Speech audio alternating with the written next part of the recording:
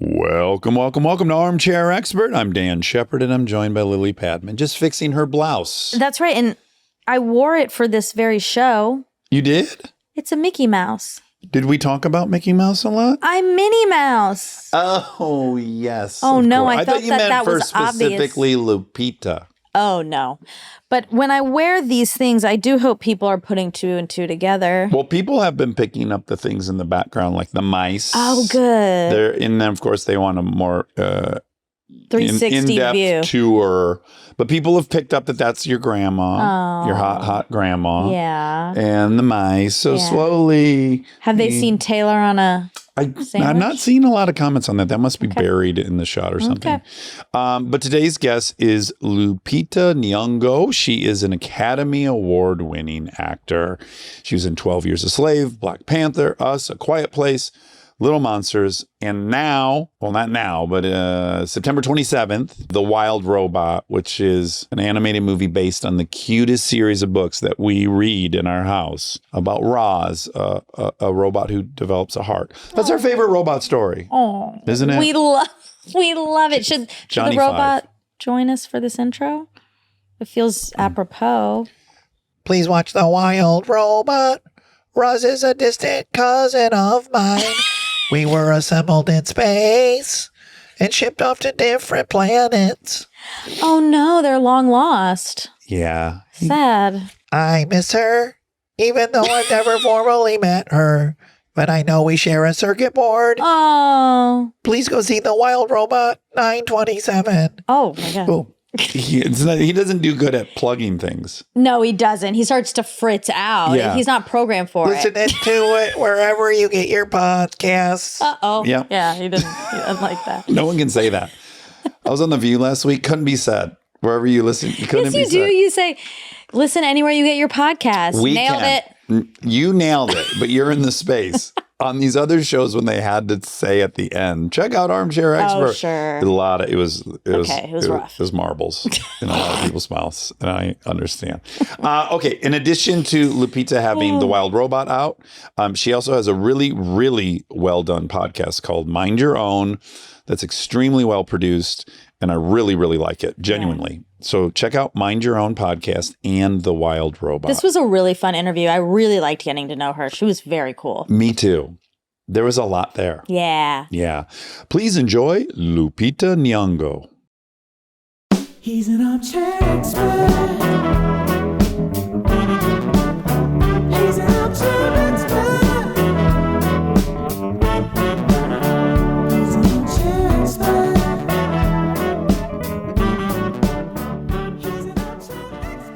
Hello. Oh my gosh, look at your beautiful outfit. Thank you. Hello. Hi. How are you? Welcome. well. Thank you. Thank you so much. I don't think we really got. Hi. Remember me being at Ohio? Love it. Yeah. You don't have to lie if you don't. It's I mean, okay. you're not an easy one to forget. Oh my God! What a dream review. Well, right back at you. Hard to forget. In fact, one of the funniest things I've ever seen was you and Trevor Noah were at the front of the stage. Oh, yeah. Did I tell you about this, Monica? They could do real-time face swapping. They're showing off like how that AI could do this. And so they swapped Trevor and Lupita's face, which is fine. Everything's groovy. Then we get some white folks in the mix. And now like there's white faces on. Trevor goes, this is somehow worse than racism. It was. Someone did not think that through.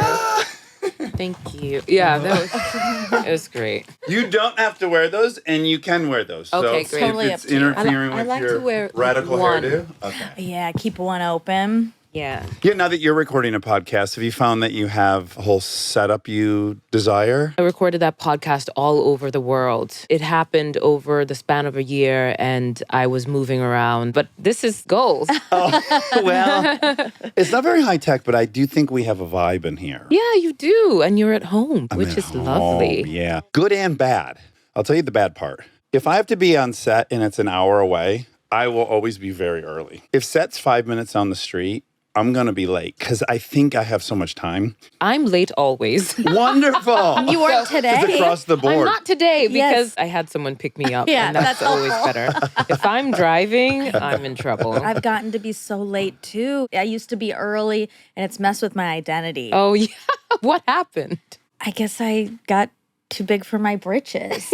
Well, what's really That's the only option, right? I have to say what's really funny is it used to be a really big issue between us. Like if I was late, She took it as I was entitled. My time meant more than hers. Hers was expendable. And it was a very personal experience. You are the boss. Yeah. So there is something about when the person at the top, you weren't doing this, but is, quote, doing whatever they want. It feels like, oh my God, there's just no respect for anyone else, which of course is not true. Well, not in this case. I respect the shit out of you Yeah, I and know. always have. Certainly, there are probably people. I don't know. Point is, once she started becoming late, I just loved it. Yeah. Like, I just You enjoyed feel it. better about yourself. Yeah, she'd roll in 8 minutes late, and I was like, I can't imagine you feel more important than me. That's not what's going on, right? No, it's not. Can I take off my shoes? Oh, Please, get comfy. please. Thank you. Sky's the limit. Whatever you want to do. This couch Lay is so down. inviting. So when you're recording the podcast, I imagine there is a home base for when you're doing all of the odds and ends and you're doing intros and doing all that stuff. Or is there not? Do you go to a studio at any point? Yeah, I do. I moved here last year. And so the tail end of the podcast, I would go to Margarita Mix and I recorded it there. Oh, wow. I get PTSD there Really? Why? because I've only gone there to do looping, to do additional dialogue recording. If you're not an actor, it's all the lines that got fucked up. The audio was no good in the movie. And then you got to go in there and redo your acting with nobody there and do your big emotional scene crying into a microphone. I know. I really love that process though. I would have guessed that. Really? Yes. Why? Because you speak many languages. You have thought greatly about your accent. You have great control over it, I'm sure. I feel so invincible when I get it right because it's so hard to recreate the emotion and the exact energy of what you did on the day. And you don't have all the stimulation as you did on the day. So you kind of have to self-generate. And I love that challenge. Okay, so that's what you dig about it. Because my wife is insanely good at it, like a robot. But she likes the symmetry of it. I heard it and it's like a math equation and I can do it. Yes, it's like music. You have to find the rhythm of how things happened and recreate it. I like that. And then you're sticking the landing, right? It's like every syllable, you're kind of like, it's like sticking the landing, sticking the landing. I can't relate, but it seems fun for you guys. Yeah, it's my one way to be a musician, I suppose. I was going to say, are you musical? I love music. I love to sing, but I don't like to be judged for my singing. So I don't want to do it for real in I front get of that. people. Have you sang in a play or anything? I sang in a movie called Little Monsters. It's a zombie romantic comedy. I was a kindergarten teacher who got to play a ukulele and sing kindergarten songs. Oh, that's cute.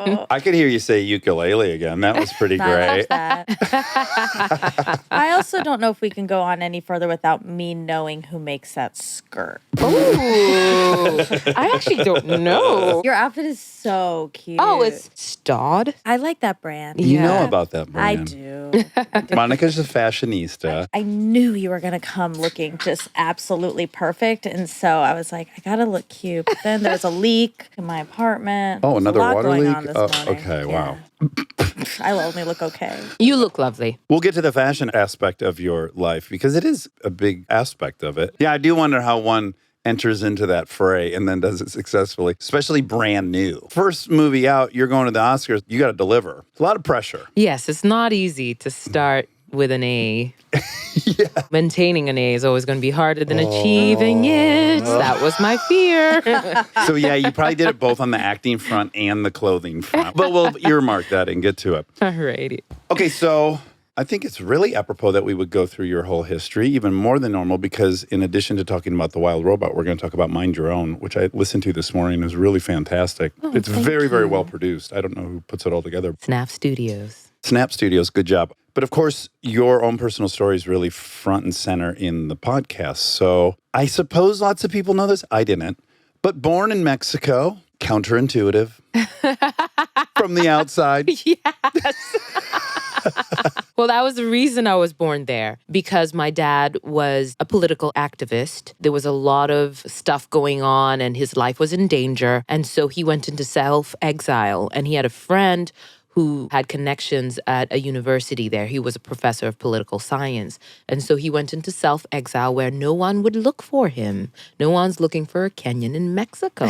So he got to lay low for 3 years. But just to put a point on how potentially dangerous it was, his brother, your uncle, murdered? That's what we Disappeared believe. He disappeared and was never found. So this is the mystery of our family. the same year that the whole family moves. Yeah, so it's what led to my father leaving. Once his brother disappeared, all that was found was his shoes on a ferry. They obviously looked for him. There was no sign. Nobody would say anything. And that was the last straw. After a bunch of stuff that had happened, he made the very difficult decision to flee and go into self-exile. And what was his own personal leanings that put him in opposition with the then powers that be? We were under an autocratic ruler. His name was Daniel Arap Moi. He was our second president, and we were under a one-party system. So he was a dictator. And my father and his colleagues were organizing and fighting for democracy in Kenya. So they were having all these meetings and trying to organize to call for a democratic system. The president didn't like that.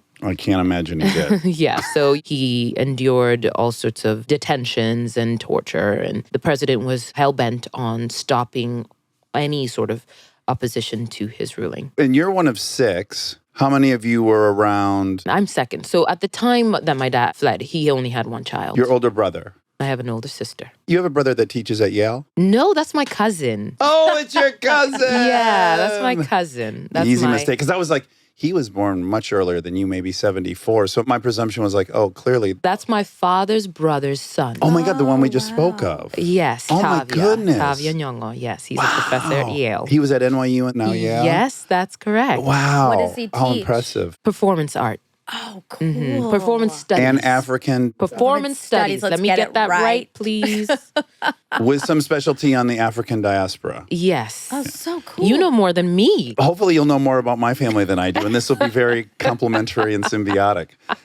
Okay, so you're number 2. You have an older sister. This is not the pediatric. That's my cousin. That's Tavia's brother. What is going on, Shepard? Yes, the pediatric ophthalmologist Omondi Nyong'o is Tavia's brother, and he's in San Francisco. Well, fuck. You tell me. Who are your siblings? I'll stop telling you who they are, and you tell me who they are. Most of my siblings are in Kenya. My youngest brother, he was in the Oscar selfie the year I won. He was the one plebeian. There was all sorts of celebrities and my brother. Classic little brother move. Yes, exactly. And that's Junior Nyong'o, and he's an actor. He just graduated from UCSD. So he's the other one that's here. And then I have my older sister. She is in wellness and she does meditation. And then my younger sisters are in Kenya. Okay, great. So when mom and dad go to Mexico City, they have one child with them. How much older is your sister? I'm 3 years younger. She's like 1 because my dad left first without my sister and my mom. And then my mom joined. And so you're in Mexico City for only a year-ish. Yeah, so I was born there and then we left before I turned 1. So your childhood memory, 1 through 16, you're in Kenya. You're in Nairobi. Your father's teaching at University of Nairobi? No. Okay, great.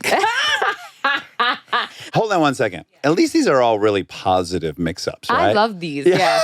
You know, you got the name of the university right. He thought there at some point. Yes. I should have refreshed my history before I got here. I didn't know it was going to get this deep and this specific. So my dad, after Mexico, he had a short stint where he worked for the UN in New York. So I actually started walking in Queens. Oh. And then my mom couldn't handle the winter. She was like, if you want a wife, you'll find her in Kenya. And she left with us, and my dad followed, and he worked in Arusha in Tanzania for a beat.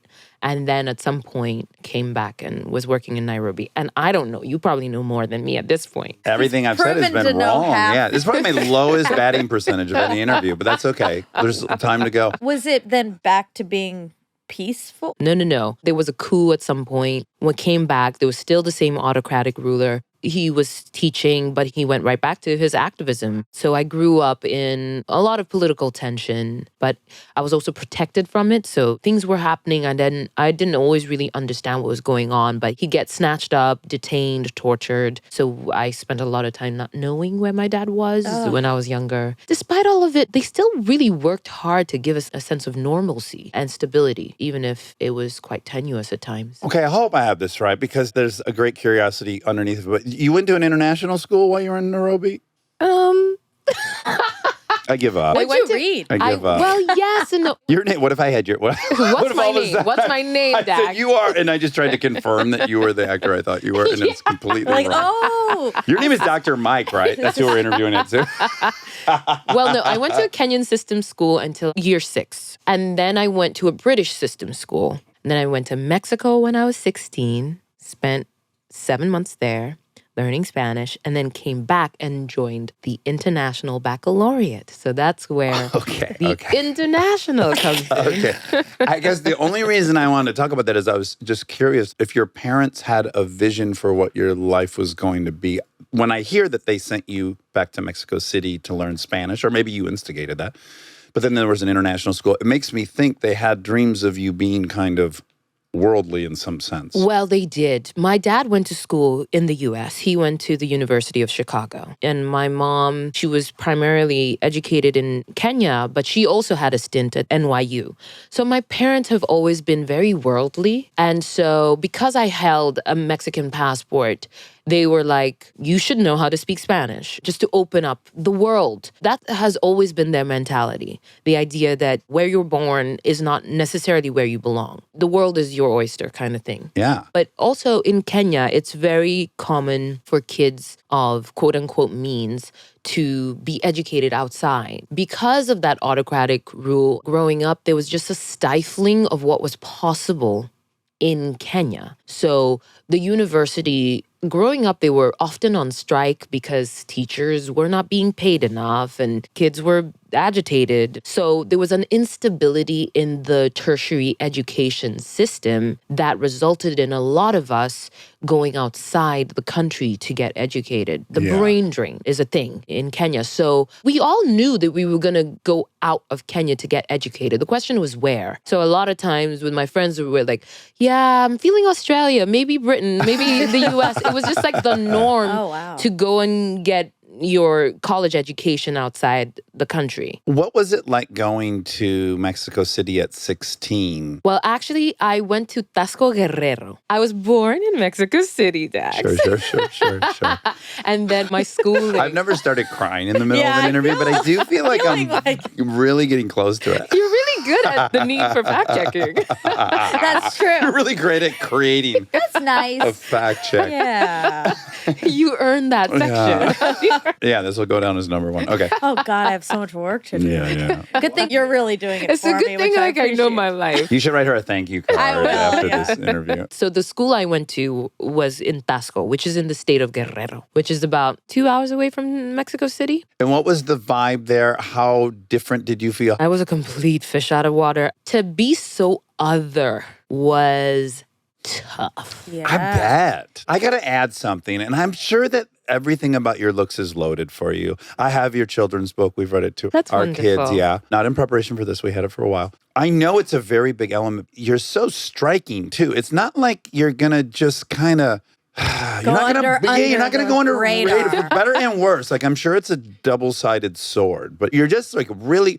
Stunning. Yeah. Thank you. So beautiful and just, it's very striking. Well, thank you. I didn't feel that way when I bet was a not. teenager. Yes. You know, I wasn't particularly striking. I didn't stand out for my looks growing up. I actually didn't associate myself with the word beautiful until I moved to Mexico. Oh, really? Yeah, because growing up, I was part of a majority race. First of all, so I'm unremarkable growing up in Kenya. We also suffer from this thing called colorism, which is the preferential treatment of people with lighter skin, which is what my children's book, Sulwe, is about. And so I got teased a lot for being dark-skinned in a country where I was surrounded by people with dark skin. wow. When I became a teenager and started to grow self-conscious and want to be cute and want boys to like me and stuff, I was part of a friend group and I was the darkest one between my two best friends. I got overlooked all the time. Like, I was not remarkable. It wasn't until I moved to Mexico and then I stood out like a sore thumb, and Mexicans were fascinated by me, and there was a sort of exoticism that came with it. But suddenly, you're getting the kind of attention you kind of want, right? Yeah. As a teenager, suddenly people are like, oh, morenita, que bonita.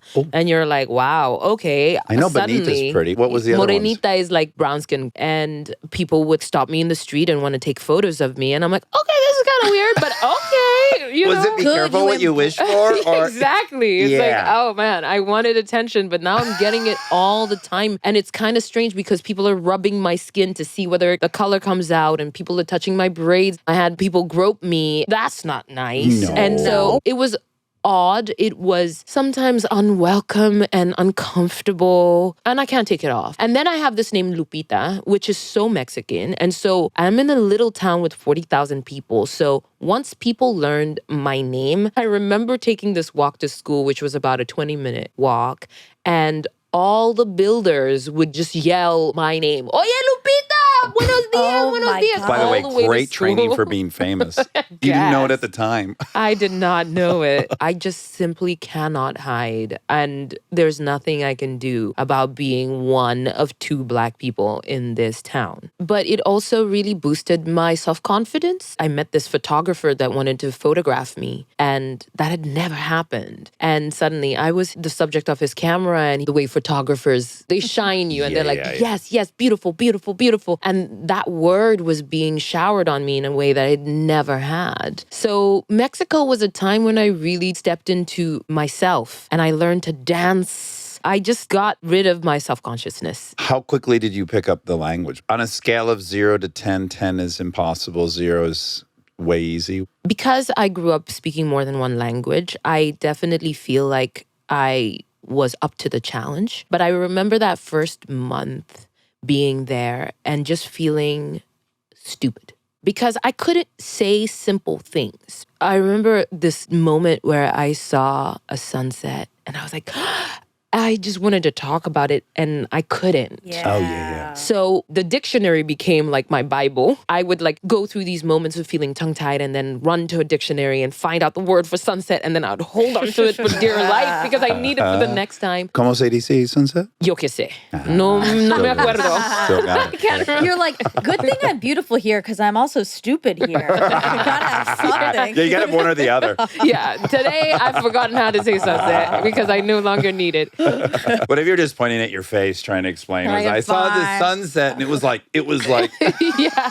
You're like, oh, bonita. Bonita. So the first month was tough, but I learned enough rudimentary Spanish in class that by the end of the month, I made a pact with myself that I wouldn't utter another word of English. In a sense, I put myself in complete survival mode so that I would hold on to the language. It's and really, it really helped. funny how early patterns emerge, and you have no clue at that moment they're going to be patterns because we're going to get to your American accent. Only upon reflection where you're like, oh shit, I've been doing the same thing for quite a while. And maybe even before that trip to Mexico, there was some commitment like that where I'm going to do this and I'm all in and I'm not going to waver. You're so right. That dogged commitment. Did you ever feel guilty? Because there was obviously racism with the hair touching and trying to get your skin off, but there were a lot of positive things that came out. Or was that confusing? You're like, am I supposed to like this or not like this? I came from a majority culture.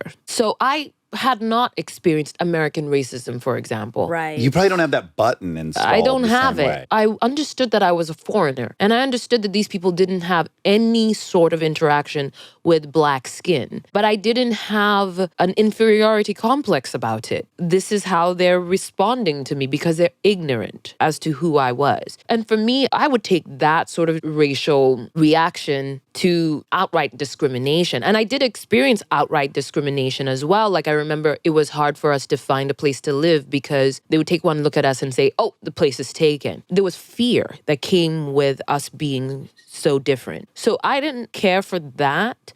I would take the just touching my ignorant. skin any day than the like, you can't sit with us version of racism. That makes sense. You're really trying to assess the intentions of people. And if you're not detecting that this is stemming from some sense of superiority. No. I've had a lot of fun being other in places. And because I'm from the white hegemonic society, I just enjoy being exotic. Like I've been in northern Thailand where people were touching my skin and taking pictures with me and staring at my eyes. And I'm like, oh, this is fucking awesome. I'm like an alien that landed in this jungle. Yeah. And I love it. But again, I have the luxury of coming from a place where I've never been made to feel inferior, other than socioeconomically. Right. And you can enjoy it because it's temporary. Yes. Exactly. And then when it becomes just your lifestyle, then it does become a burden. And Well- that's what happened because I was living in Mexico. It wears off, the novelty. Well, again, the parallel with fame is really funny too, because I loved the initial experience of being recognized.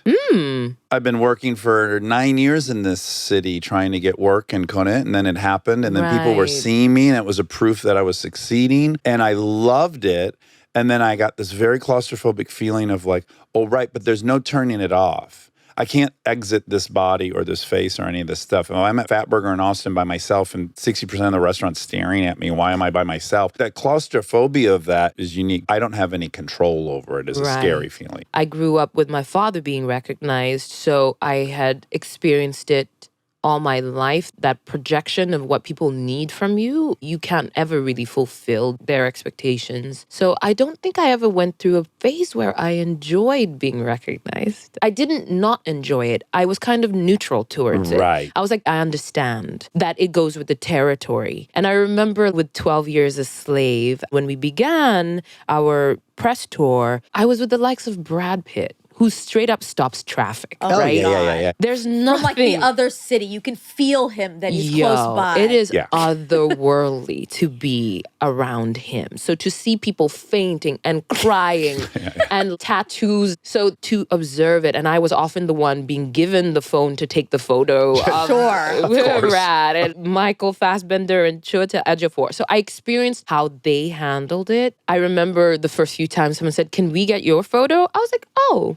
okay." Yeah. I'm here too. Right. I guess now it's my turn. And then, of course, it just became something else, a Yes. different size. And you're like, what does life look like now? Exactly. It can get scary for a minute. There's variety within it all. I actually went through this just this weekend. I was on a subway in New York with my friends, and the conductor came and he was like, "Has anyone ever told you you look like Lupita Nyong'o?" He didn't even know. He was like, "That girl from Black Panther. She just did this movie, A Quiet Place." And I was like, yeah. And she's in Us, and she's in Star Wars. And he was, "Does anyone ever told you look like her?" And I was like, "Yeah, they tell me that a lot." He was like, "But is it you?" And I was like, I don't know. And he wouldn't let it go. And then I said, "It's me." And then he wouldn't accept that it was Oh me. my I've And it been was just- there. And then you're in a fight with the person. You're like, I'm hold like, on a I second. like, I don't Why know am what to I tell now you. convincing you that I'm me? And then I've said, like, fine, I'm not. I just, whatever makes you happy.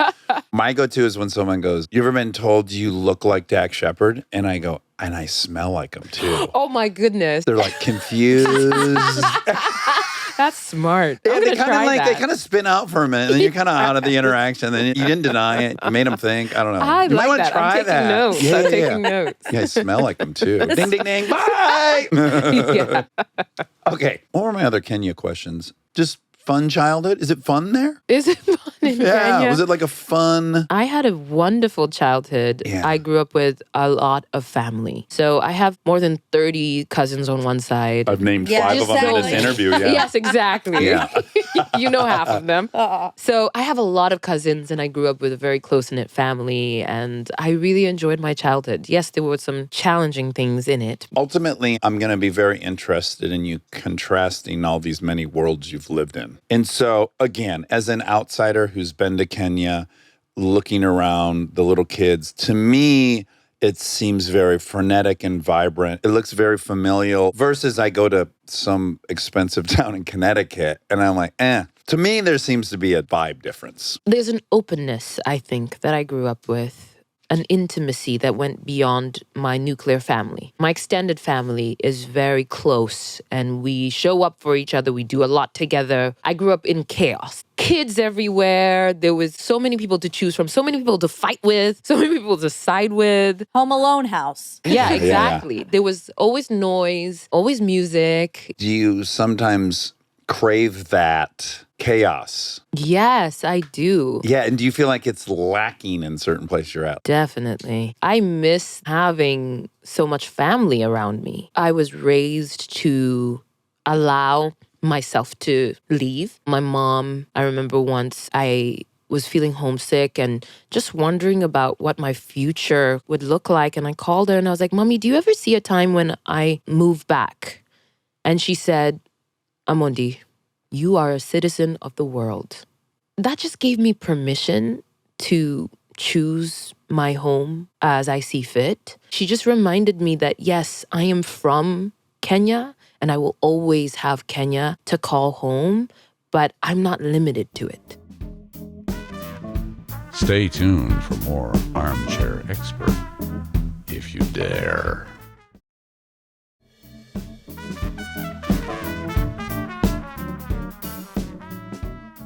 I miss my family often and I go home as much as I possibly can and I get my dose of family, but I carry them with me. I think this is a positive for me on a much smaller scale, just even the cultural difference between Detroit, where I'm from, and then California. What ends up kind of happening, and again, it's all your perspective. I get to decide how I feel about it. On one hand, I'll be here and I'm like, not my people. I go home, I get my dose, and after a minute, I'm like, now I'm also not this anymore, so I want to go back here. And maybe I could feel like someone who doesn't have a real mooring, but I choose to look at it as like, oh, this is kind of fantastic because I am multifaceted, like all people. There are geographical places I go and I indulge those things. I'm just happy about it. But I could also imagine someone taking it as like, well, I'm not really sure now where I'm supposed to be. I totally relate with that. I feel homeless and homesick everywhere I am. Right. Because there's that Kenyan part of me. There's no returning to that version of me that didn't have home in Mexico, that didn't have home in America. So there's no returning. So when I go home, yes, I'm scratching a certain itch. I'm getting my dose. But then there's also a part of me that feels like I don't belong there anymore. I go to Nairobi, there's a whole new network of roads that I don't recognize. Yeah. I don't know how to navigate the city. So this city is telling me, you don't belong here anymore. But my family is reminding me that I always will. And so I live in that tension of like, is this home? It is in some ways, but there's other ways in which America feels so much more like home because of how much I've grown here, how much of me I've discovered here. At this point, I'm comfortable in the discomfort of really not belonging anywhere and belonging everywhere. Yeah, I love that. For me, it was really trippy when I had passed the amount of time I ever lived in Michigan here. I've been here for 29 years and I was only there for 20. And you're at the 20-something marker. I feel like it's like, halfway. And the first part of your life always feels longer than the current part, right? Yeah, because those are the formative years and your brain is literally developing. It's taking up more real estate up there, but really when you're objective about it, you're like, no, much more of my life has happened here. Exactly, yeah. That's But fascinating. when you're there, are you seen as this famous actress now too? Yes. Yeah. Yeah. So that Yes. is another thing. Your position in the world has changed. The way the world sees you has changed. So that will fundamentally change a sense of rooting. And it's complicated because at home, there's a sense of like, you're one of us. I meet a different sort of reaction to my celebrity. Oftentimes, Kenyans want to prove that I ain't special. Oh, yeah. You know, they kind of want to like not treat me differently. And in so doing, they maybe treat me worse Of than course. they would someone that they didn't recognize. That's Yes. so comforting that that's universal. Yeah. Because that's a great point, Monica. You want to go home and slip into this thing you remember, but that's really not an option No, anymore. it's I want to go not. to my favorite Coney Island and Yeah. do it like I did before I left, but that's off the table. It's never going to happen. Yeah. Oh, it's fascinating. Okay, so clearly these will be wrong, but after you leave Mexico, you go back. Ultimately, you go get your BA in Massachusetts in Amherst, yeah? Oh. Yes. Oh. In the city of Amherst at the College of Hampshire. Congratulations. Oh, 1 for 20. 1 for 25. But it 1 was for 30. slippery. Well, I've lost all my confidence. The opposite of what happened to her in Mexico is happening to me in my home. Okay, so now we're getting a third whole new reality and worldview. Kenya, Mexico, and now Massachusetts, which is its own vibe within the U.S. as well. What is that experience like? Yo. Being dropped in Western Massachusetts. What was interesting is that I grew up watching American TV. What was your favorite? I loved Fresh Prince of Bel-Air Yeah. and Step by Step Oh, me Okay, too. great. and Full House. How about Beverly Hills 90210? Didn't watch that. Fuck. It's the age gap. It was on. I just don't remember it. It didn't really feature in my life. All right. Are you that's obsessed fair. with Mary-Kate and Ashley like I am because of Full House? No. Oh, okay. Just But- me. Not at Just all. me. Just But Oh, I you're getting respect blasted that. now, too. I respect that. 0 for 1 for Monica. I feel like they did such a good job of extricating themselves from that I don't even think of them in Connected relation to to that. I don't connect to that at all Yeah. anymore. But I think it's why I love the rose so much. Like Uh-huh. I like Yes, the clothes. I love- yes. But really, I think it's because I've loved them my whole life. Uh-huh. That's a good That's excuse for respectable. paying those prices. I do like what they're doing. But I grew up watching American movies. When I came here, I thought I knew more than I realized I knew. Because I that came makes here with sense. like, I know this place. I know these people. I know Bel Air. I know I know New York Wilson. City. San Francisco for Full House. Yeah. And then I got here and I was like, oh, this isn't what it is on TV. It's boring. Well, it's Well, different. it's life. I was at Hampshire College, which is super liberal arts, hippie, no GPA, no exams, Oh. no majors. No classes, no college. And it was just wildly different. So it's not even the school experience that you see in these shows. And I realized I am so unprepared for this environment. And then the winter. yeah, no. And then Winter's winter coming. came. It came. And my first winter was the coldest winter in 30 years. Oh, Oh my God. And I was wearing gloves and a ski mask by Halloween. Uh-oh. We got a long way to go. We're not even in the thick of it yet. And everybody would stop me and say, What did you just rob? What bank are you coming from? exactly. they'd be like, Lupita, it's going to get so much worse. And I was so not prepared. I had never felt temperatures like that. And I was miserable. You're Sure. your mom. Yeah, I had fantasized about snow and wearing winter coats. You see these Cute. movies I know, they're where so they cute. walk into the door and then they have to hang their coat. Yes, I love We didn't that. have coat hangers in Kenya. Like that idea, It was romantic. it was so romantic. I couldn't wait to own a coat and have Yeah. to put it down. Yeah. I couldn't wait to like shake the snow off my boots. Sure, Maybe a sure. snow angel. You know what a snow angel is? Yes, Okay. I learned and I said, I won't be doing that. And that first winter, I was miserable. And were you lonely too? I was lonely. I was confused. And I was just Yeah. like, when does it end? And in 4 Western years. Massachusetts, it ends in July. It's even crueler than that. Actually, around May, you're going to get 3 beautiful days, and you're like, here we go. And then, fuck you. Nope. 3 days later, blizzard. And you go back. It's an abusive It relationship. truly is. And I was like, all this for education? Yeah. Barely. Yeah. It sounds like barely. We left out, and you'll correct me, but yeah, you had already done Romeo and Juliet at like 13 or 14. You've been Yes, acting. You were in yes. plays. You've gone now there for theaters. I wasn't confident enough to focus on theater. So I was doing it as an extracurricular activity. When I heard of auditions, I'd go on audition. I was doing plays and I was taking a few theater classes. But because there was no major at Hampshire, you could just like create your own thing. So I was doing kind of film and a little theater and some African studies, and I was trying to call it something. Yeah, You right. know, but I wasn't focusing on theater because it just didn't feel like a tenable thing to do as a Kenyan, Yeah. where back home there wasn't really an industry to fall back on, and I just couldn't really dream the dream of being an actor in America. It was too big of a swing, Yeah, so I yeah. just wouldn't allow myself to be honest about where my passions lay. Okay, so you get out, you're a PA for a while. I actually was a PA while I was in school. Oh, you did? So Okay. I did the Constant Gardener. While you were still there. Yes, I went home for my first summer vacation and they happened to be shooting in my neighborhood. And I happened to have dinner with a friend who had a small role in it. And so I was like, please, you got to introduce me to someone. I need to be on that film set. On my way home after dinner, I went to the set, introduced myself to the second AD, and I was like, I want to do anything. And he was like, okay, we'll try you out for 2 weeks, see how you do. And I was like so enthusiastic. I got Ray Fiennes' coffee with gusto. and then they kept me on for the whole shoot. Wow. Then you do someone's short film, Something River. East River, thanks to Actors Access. Thank you. Oh, God. Most people cannot say that. Cannot say thank you to Actors Access. Well, that's how I got that little role. Is that related to you? Ultimately, you go back to Kenya and you do a show. So when you're an international student here, they grant you 1 year called OPT, which is your optional professional training year, where you can work in the area that you studied. And so in that year, I moved to New York and I was working in administration. I was working as an assistant to a woman who had just started her own style business. And I hated it. I was doing QuickBooks.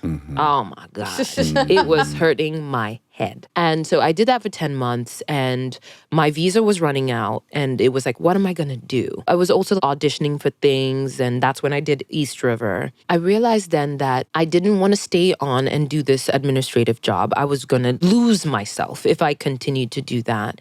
And my mother was like, you can always come home and figure it out. You have a loving family, you have a roof over your head. You don't need to grovel in America. And I took that advice and went back home and I was in a crisis of what is my life going to be?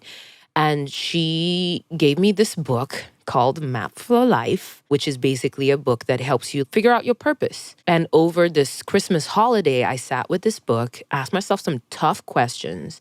And the one thing that just kept coming up for me was this thing about wanting to be an actor. And I wrote it down in the book. Was that hard to write? Very hard. And then I went to my mom and I said, okay, mommy, I figured it out. And in a very small voice, I said to her, I want to be an actor. And she said, I've known since you were 3. Oh, moms are great. Yeah. But it's like sometimes when people come out to their parents and the It mom's is like, it does it's like, sound like that. yeah, hon, I know. And Yeah. it's okay. Yeah, I've been hip to that for a while. Yeah. Obviously, she had been a part of my journey and she was the one who was exposing me to as much as she could, debate and poetry and improvisation, all these things. And she was like, yeah, you've known that and I've known it. And yeah, go forth and do it.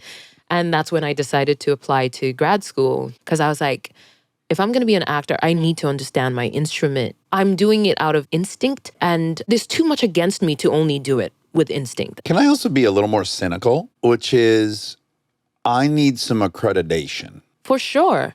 We all have different acting theories. I like instinct. You were probably made better. Who knows? Maybe you would have been great anyways. But the accreditation I understand greatly. Yeah. I remember for undergrad, I'd applied to Ivy League schools because I definitely had my sights on those. Seen a couple shows about it. Yeah. My dad went to a really good school and I got into one and my dad saw the fees and he was like, you're not going there. He was Fuck like, that. you can do that for grad school. And so I had this dream of going to an Ivy League school. And then when I learned there was a drama school at an Ivy League school, I was like, I kind of have to try and get in there. Yes. And they were the best. And actually I had a Kenyan friend who had gotten into the Yale School of Drama, Gilbert Awar. He was the one who really planted the seed in me that a Kenyan could do this. Right. Seeing someone who is like you doing something that you want to do. I'm reading this great book right now. I was just telling Monica, she's a professor at maybe Stanford now, Fifi Lee. She moved from China here in 11th grade.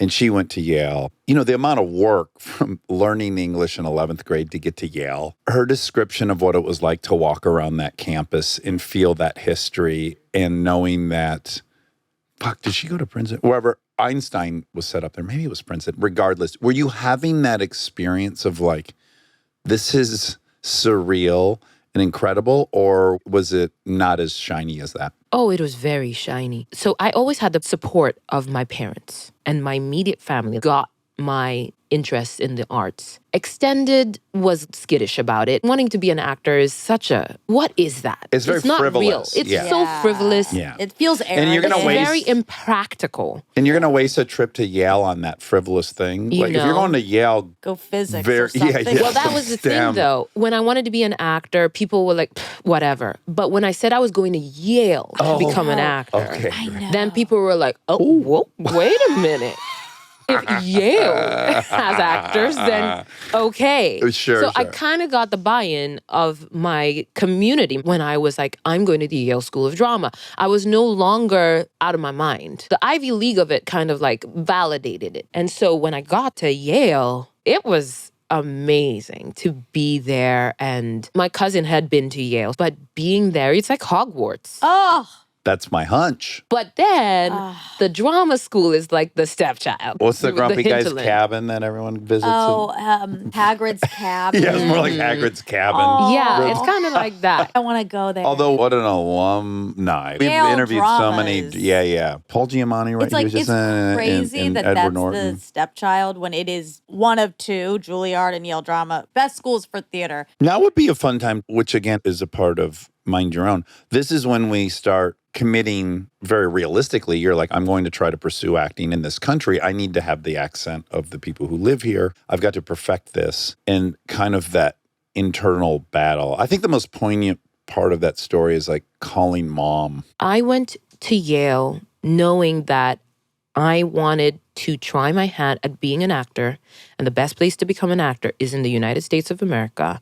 And I needed to prepare myself to be marketable in an American market. And an American market requires you to sound American. Yeah, it's one of our catches. Yes. Yeah. And like at the time that I was going to school, there was not this diversity and inclusion talk. I was just trying to make myself as neutral, quote unquote, as possible. Like a newscaster. Yes, all American sounding. And so when I got there, speech and dialect is part of the training. And that was why I really wanted to go to school, because I needed those kinds of skills. I've never been a mimic. I have classmates who could just hear you talk and then just mimic you. And it's amazing. I don't have that kind of ear. So I needed to learn accent from a very technical place, something that I just had never done. It was fun to listen to you explain these differences. You're like, in Kenya, we pronounce all the fucking letters. You didn't say fucking. All the letters in the word. Yes. How do you say couldn't in I would Kenya? say couldn't. And then here you say couldn't. Couldn't. Can. Yeah, Yeah, right. it's lazy. And how Yes. many...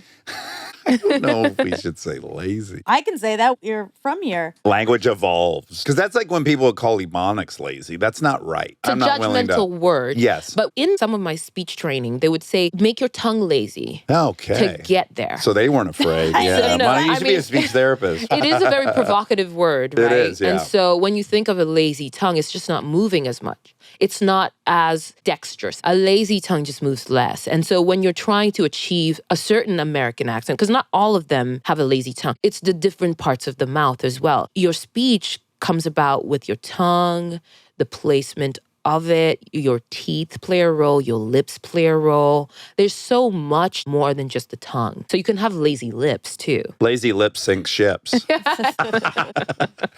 Okay. So you go all in though, and I think this is an interesting part of it. You kind of go method on this, which is like, I'm going to do this not just at school and not when I'm performing, but I'm going to do this. Throughout my life, I'm going to adopt an American accent in my waking hours. I think that's the right approach with the goal at hand. Where it got conflicting is calling mom. Yeah. I don't know whether you've ever done anything like that. Try and change your sound. Have you ever done it? This has been a great debate between my wife and I. So we're both from Detroit, and Detroit has an accent. And she went to NYU to Tisch, and she learned to rid herself of this Detroit accent. And then when we got together, she would make fun of me for still having it and being an actor. And again, this is where my enormous privilege comes from. I'm like, yeah, I sound different. It's fucking radical. I don't want to sound like everyone else because I don't have the same fear of being excluded. So I'm like, you're damn right I sound like I'm from Detroit. And that's interesting because not everyone sounds like they're from Detroit. So I just made a decision. No, I will never try to Well, it's break opposite myself of that. goals. You wanted to stand out and you wanted to Fit in. Yeah, and same with Kristen. That was just her approach. Neither's right or wrong. No, it's just an approach. It had been pointed out to me, and I'm like, Yeah. How boring is a world where we all sound the same? But when you try and change the way you sound, it's a crisis of identity. What you're saying is by you holding on to your original sound, you're holding on to an expression of yourself. So when I chose to change that, I went through a period where I just didn't know who I was. I felt like such an imposter. I felt like such a fraud, Of And then when I'm course. calling home, I feel even more like a fraud because these people know I'm not American.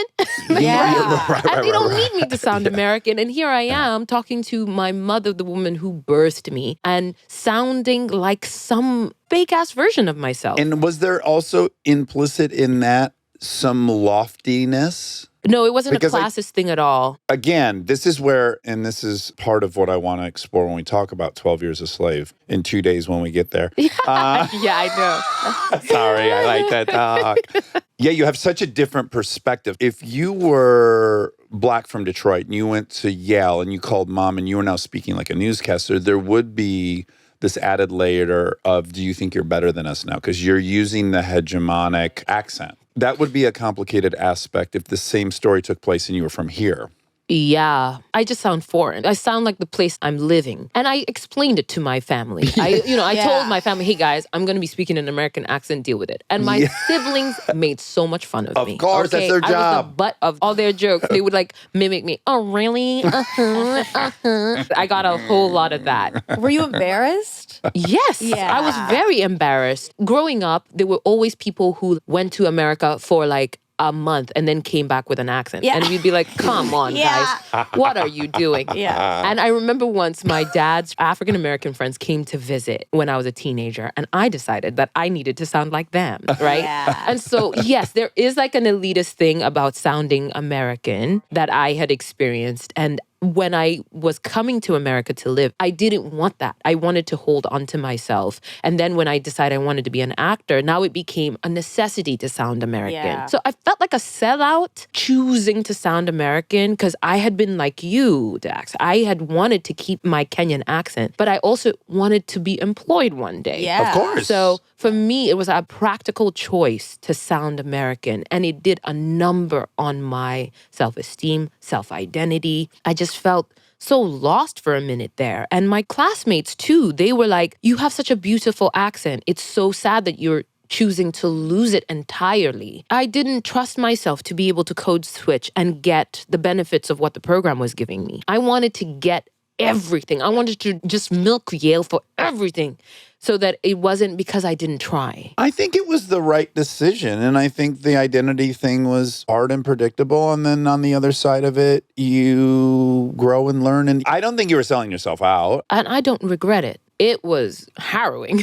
Yeah, I bet. Then coming out the other end was also tough because now when I reach for my original sound, I can't get there.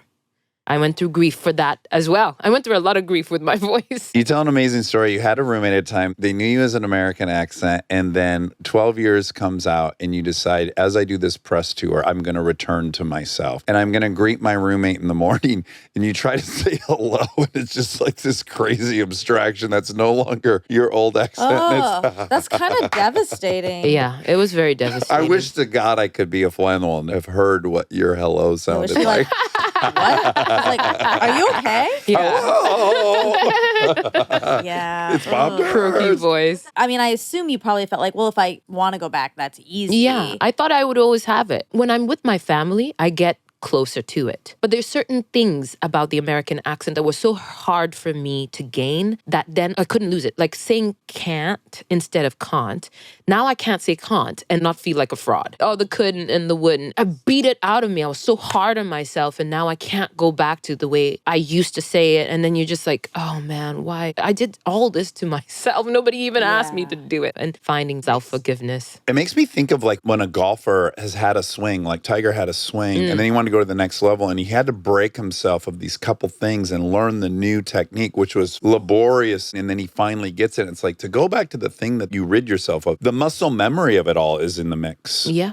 Okay, you get 12 years a slave right out of school. Right before I graduated. I have to imagine a completely unforeseeable opportunity. Just is as big as it gets as a chance. I'm really, really interested in, as you are doing that material and acting out that stuff, I'm going to reference Kirby Howell-Baptiste. She's amazing. She's a British actress. She's Black. And we had her on recently. She's also a very good friend of ours. And she said the thing she's really struck by being from England and coming here and being Black is that in America, Black history starts with slavery. That's the history of Black people. And she finds that incredibly frustrating. That the Americans tell. That for Americans, that's where the history begins. And she's like, the history is so long and it's a chapter of the history, but yet in this country, it's really just that's what we have. The framework. And I'm just wondering your perspective on the material you were doing, given where you're from. What things were dissonant? Growing up in Kenya with a father who is well-traveled and went to school here, I was familiar with, obviously, American slave history. But as a footnote, in my history classes, I went to British system school, so I was learning about England more than I was learning about Kenya, more than I was learning about America.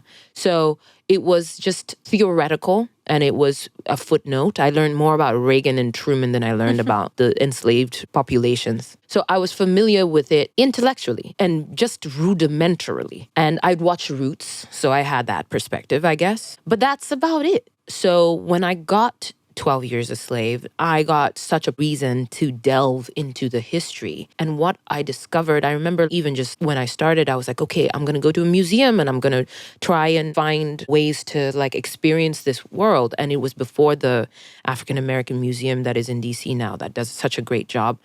I remember going to Baltimore to a small Blacks in Wax museum to get the history there and experiencing the history for the first time. It was limited what I easily had access to.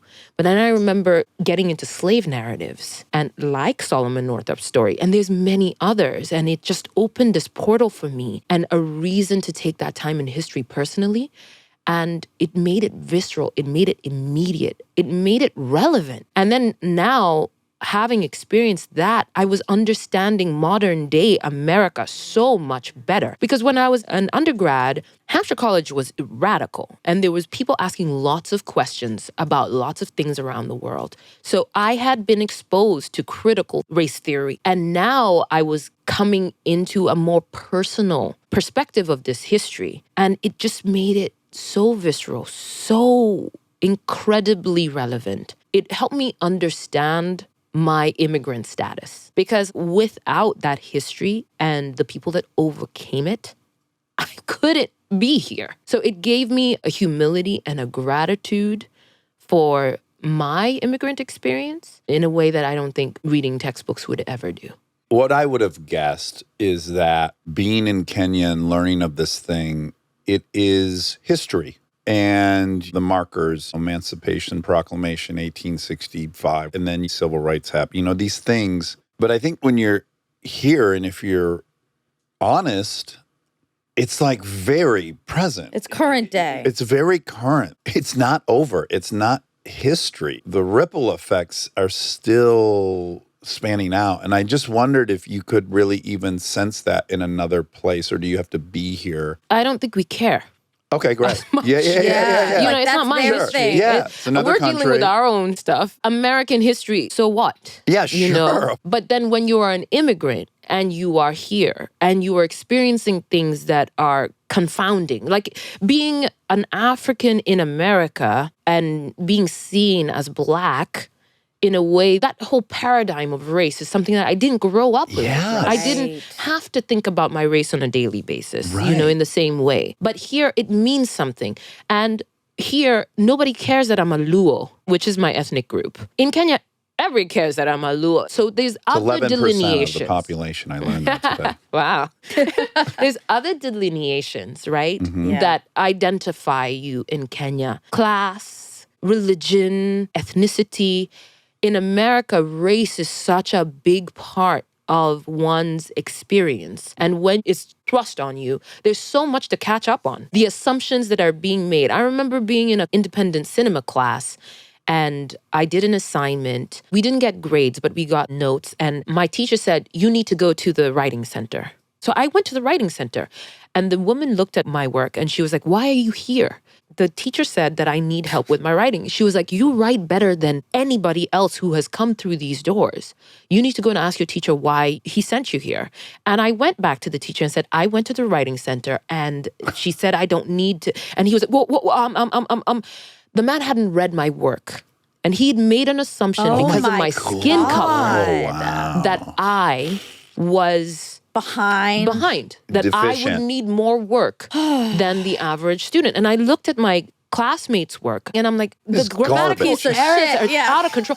I'm like, wait a minute, what? And that was my first encounter of racism and its insidiousness, that this man made an assumption about my abilities before he had actually taken in my work. Well, dismissed you as a... Dismissed completely. me. Yeah. For the rest of the semester, man, he gave me such great evaluations. He paid attention to me because he realized that I am taking myself seriously and I am not allowing your low expectations to be mine. But I can't even imagine living in a society that always expects so little of you and what that does to one's psyche. From day one. From day one. That is a lot to have to overcome. So these are the things that were so contextualized for me when I was able to live in the reality of the slave experience and actually see their humanity and the cost of that system, not only on the enslaved, but on the enslavers as well. It is a very reductive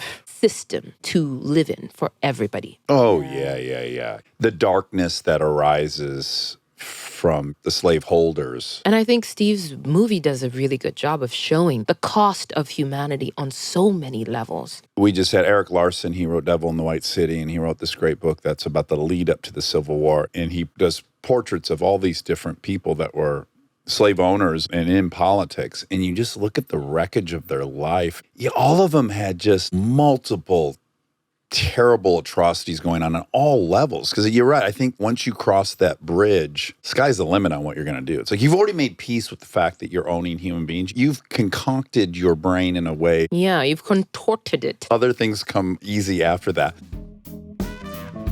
Stay tuned for more Armchair Expert, if you dare.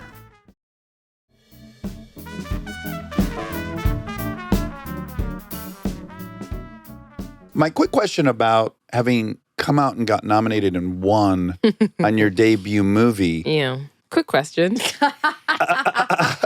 You're one of just a handful of people who've done that. I'm a pessimistic person by nature. So for me, when I imagine that situation, I guess I probably would have a lot of fear. Well, I got to maintain this somehow. Yep.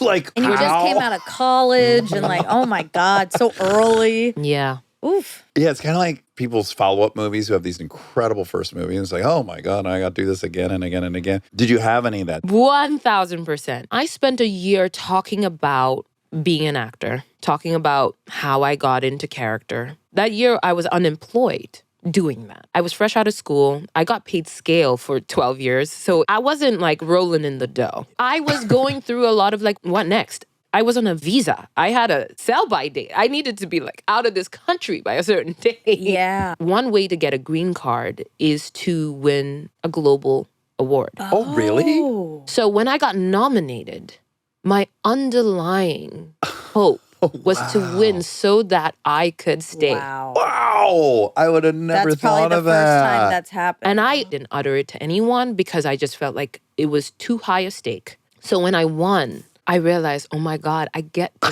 stay and do the thing that I love to do. Hold on a second. Wow. I want to go back and watch you walk from the seat up to the stage and imagine in your mind, you're like, oh, fuck yeah, I got a green card. That's the last thing I would be thinking I'm like, about. I can submit my application now. Wow. Oh, that is so funny. Real talk. Those were the stakes for me. Great to everyone who's won an Academy Award, but yours is the one that means the most. Everything else is like a doorstop on people's bathrooms. Yours really means something. Yeah, I heard people use it as a doorstop. I was like, my friend, it will be on the highest, most exalted shelf for the rest of my life. It was my license to stay. I don't even remember what your question was. Me either. Well, it was, did you feel the pressure of having to repeat this? Oh, yeah. And then after that, I was riddled with anxiety because you hear about the curse of especially supporting Actor award. I was terrified for so many reasons. Already, I was an anomaly. This industry was not waiting for me, it wasn't expecting me, and it certainly didn't have the path for me to proceed. I'm African, I'm dark-skinned, I'm a woman. These were all things that are kind of like strikes. There's not a lot of for people you can pick up the phone and call. And How did you navigate this? So I was really scared of what might become of me. And at the time, there was all these pundits talking about the limitations to my career, how dark the road ahead would be for me. Yeah. And I was trying to deafen my ears to it, but then I couldn't help but hear those things. And they're talking about me like I'm some sort of theory, when really I'm a living, breathing person and I'm trying to figure this thing out day by day. I would imagine the pressure of exploiting the greatest opportunity that can be given in the perfect way is too much fucking pressure. It's like deciding too what you're much. going to do next. Yeah. Because you know, like, I've been given the greatest opportunity. I have to do this perfectly because this is the perfect opportunity. Where do you go when you've reached what is considered the pinnacle of your career? Yeah. First Oh, time like- out. Where do you go? Seems like the only way is down. I remember reaching out to one of my teachers and them reminding me, like, you have to allow yourself the chance to fail, because to avoid failure is to lock yourself up. You're going to do what other people want you to do and not what you need to do. People were like, you have to strike while the iron's hot. This is your chance. You have to get a lead role. But what? Where? Lead role. And like a lead role in a bad movie? Well, how is that going to help me? So I just really reminded myself why I do this. Well, by the way, that's why the curse of the best supporting actor is mildly real, which is you've just proven you're a great supporting actor, and the next step is for you to be the lead. Lead is its own thing, which is not to say that you can't be. It's just the move is really get in another great movie and be great. But the thrust from everyone around you is like, go be the name above. Above title. Yes. And I had only done one movie. I still don't really even understand movie making. I remember being on Star Wars, which was my next thing, and I did a whole scene, and JJ was like, can you do that to camera now? Oh, okay, you're an Academy Award winner. I don't yet know this medium. Yes, of course.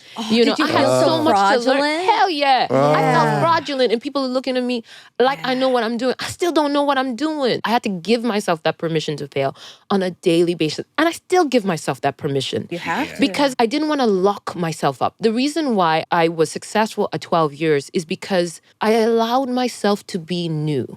I allowed myself to be unfamiliar, and I allowed myself to be vulnerable. And the vulnerability, I think, is what people responded to.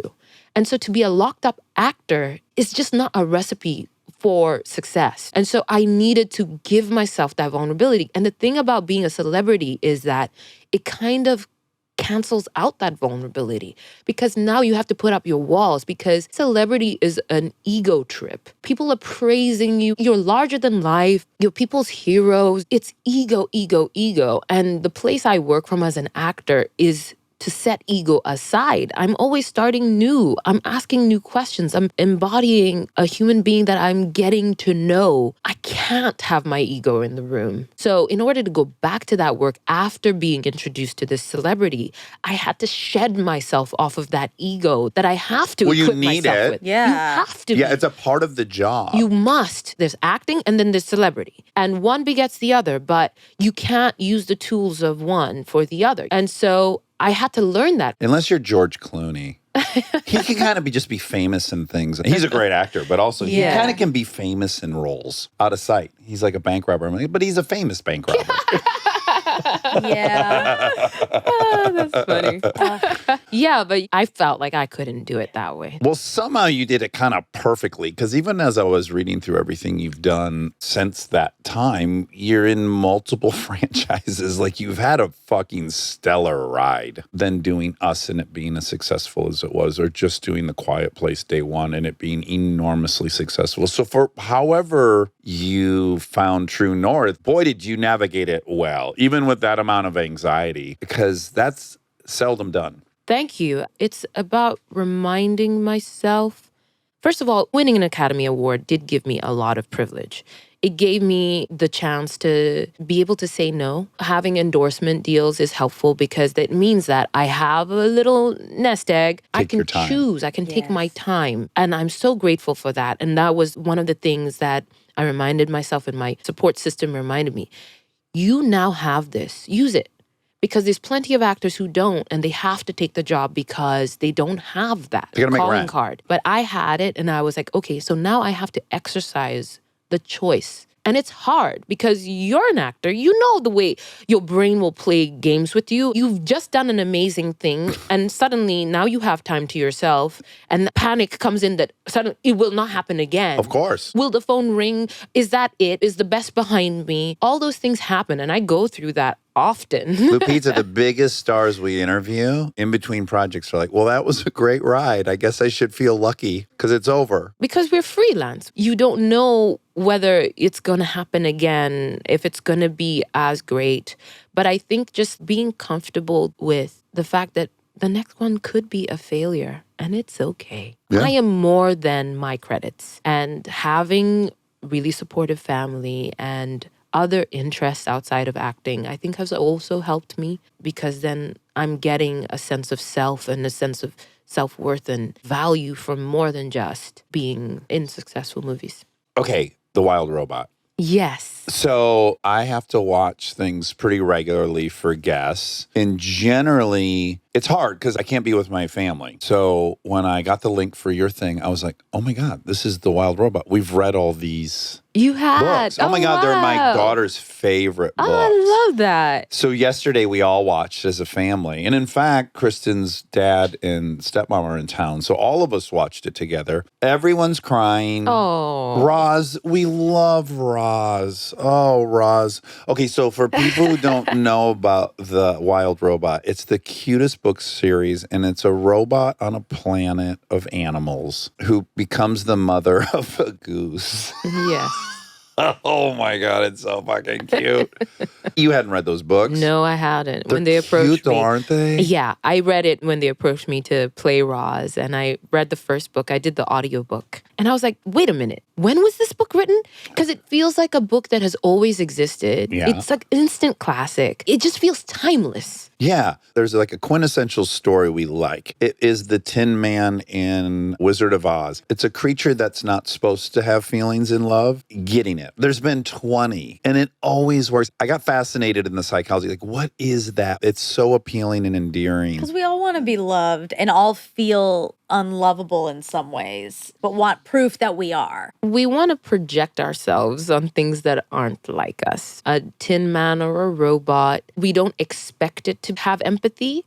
And so when it does have empathy, it mirrors us and affirms us in a way that is so powerful. As you're saying it, I'm realizing, at least for me, what it is. It's like, what's beautiful about that story and it being appealing is we've isolated really the best thing about us, and we would want this object to have that. It's kind of great. We don't want the robot to be aggressive and punitive and jealous. No, it's idealistic Uh-huh. and earnest. Yeah. Yeah. And I'm generally allergic And to I've been telling you to get over it. I know. Yeah. Well, when it's animation, then we give ourselves permission, It's don't helpful. we? Yeah. We do. We can have big feelings when it's animation. How do you feel about earnestness? I love it. Yeah, that's good. I I think like it. it's a better world. With Yeah. earnestness. It's a more honest world, really. Yeah, I think where I'm from, or having an older brother, like to get caught being earnest and it not working out is like the deepest humiliation. It's very You have hard to for protect me. yourself. I From got to protect myself. To believe in yourself or to believe in something beautiful is To have dangerous. To have hope is embarrassing. silver linings. Yeah, you don't want to always admit to them, but behind closed doors. Yes. How do you approach playing Roz?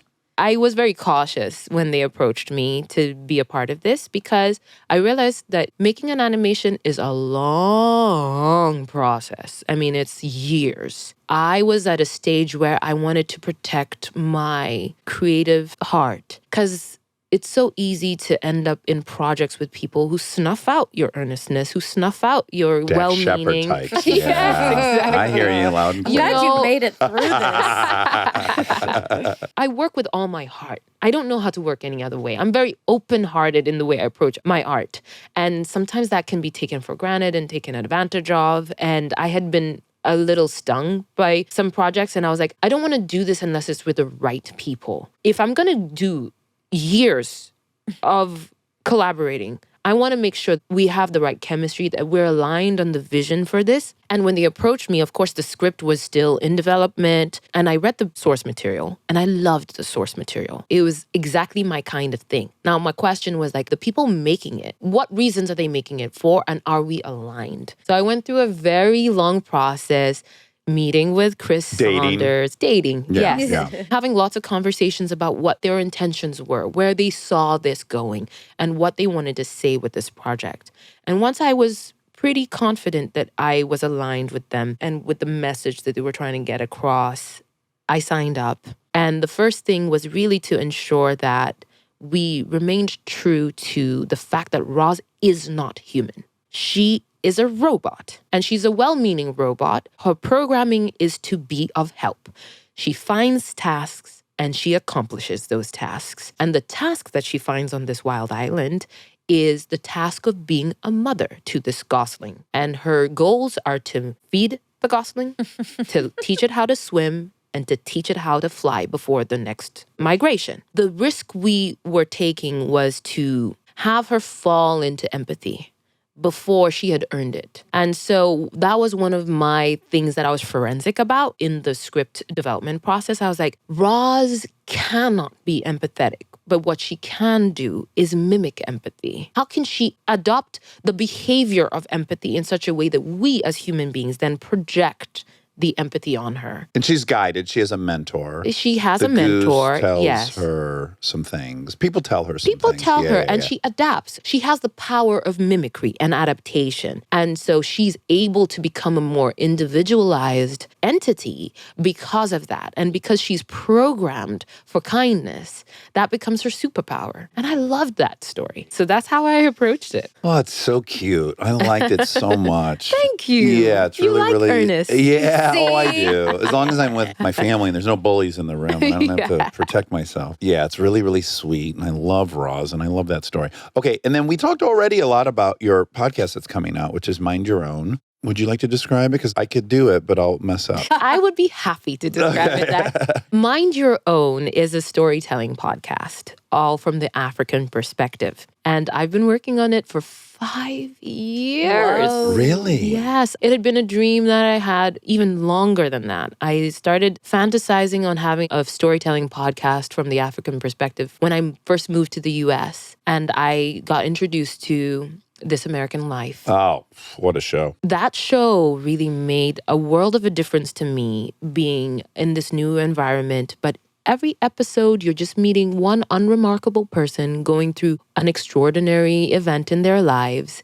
And there was an intimacy to it that made me feel more welcome in this country. Can I propose it's the antidote to what you saw in movies and TV? Correct. Yeah, yeah. And so it just introduced me to America one person at a time in a way that was such a wonderful companion to me. And I remember thinking, wouldn't it be nice to have stories about Africans that we could reflect on? The more homesick I got, the more I longed to hear these stories. And so when I could, I started working on this podcast.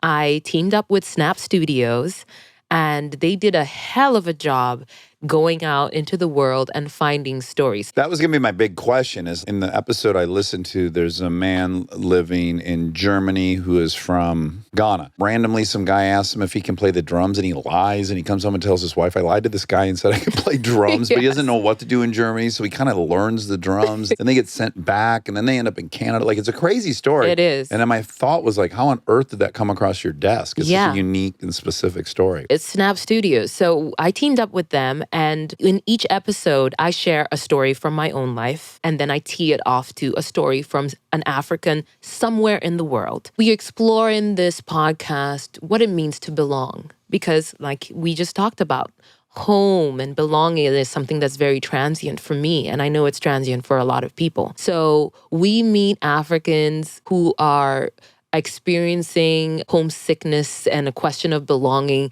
in different countries, in different religions, in different sexual orientations. And it becomes hopefully an expansion of what we understand to be the African experience and a globalization of what it means to be African. Oh, that sounds amazing. It's really, really Cannot wait to good. listen. Oh, thank you. It's Yeah. very, very, very well produced. So, Yeah, thank again, I applaud Snap Studio. It was a labor of love. Have you met Ira?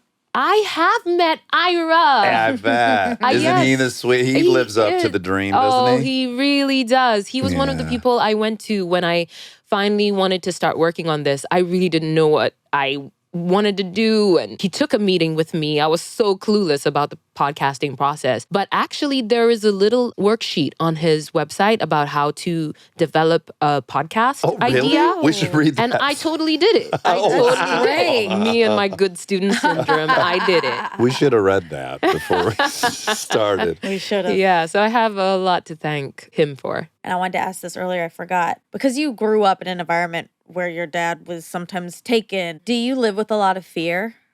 Wow. I think I live always with an underlying fear for my father's safety. But I think I've grown comfortable with that fear. And I've grown comfortable with the fact that nothing is promised.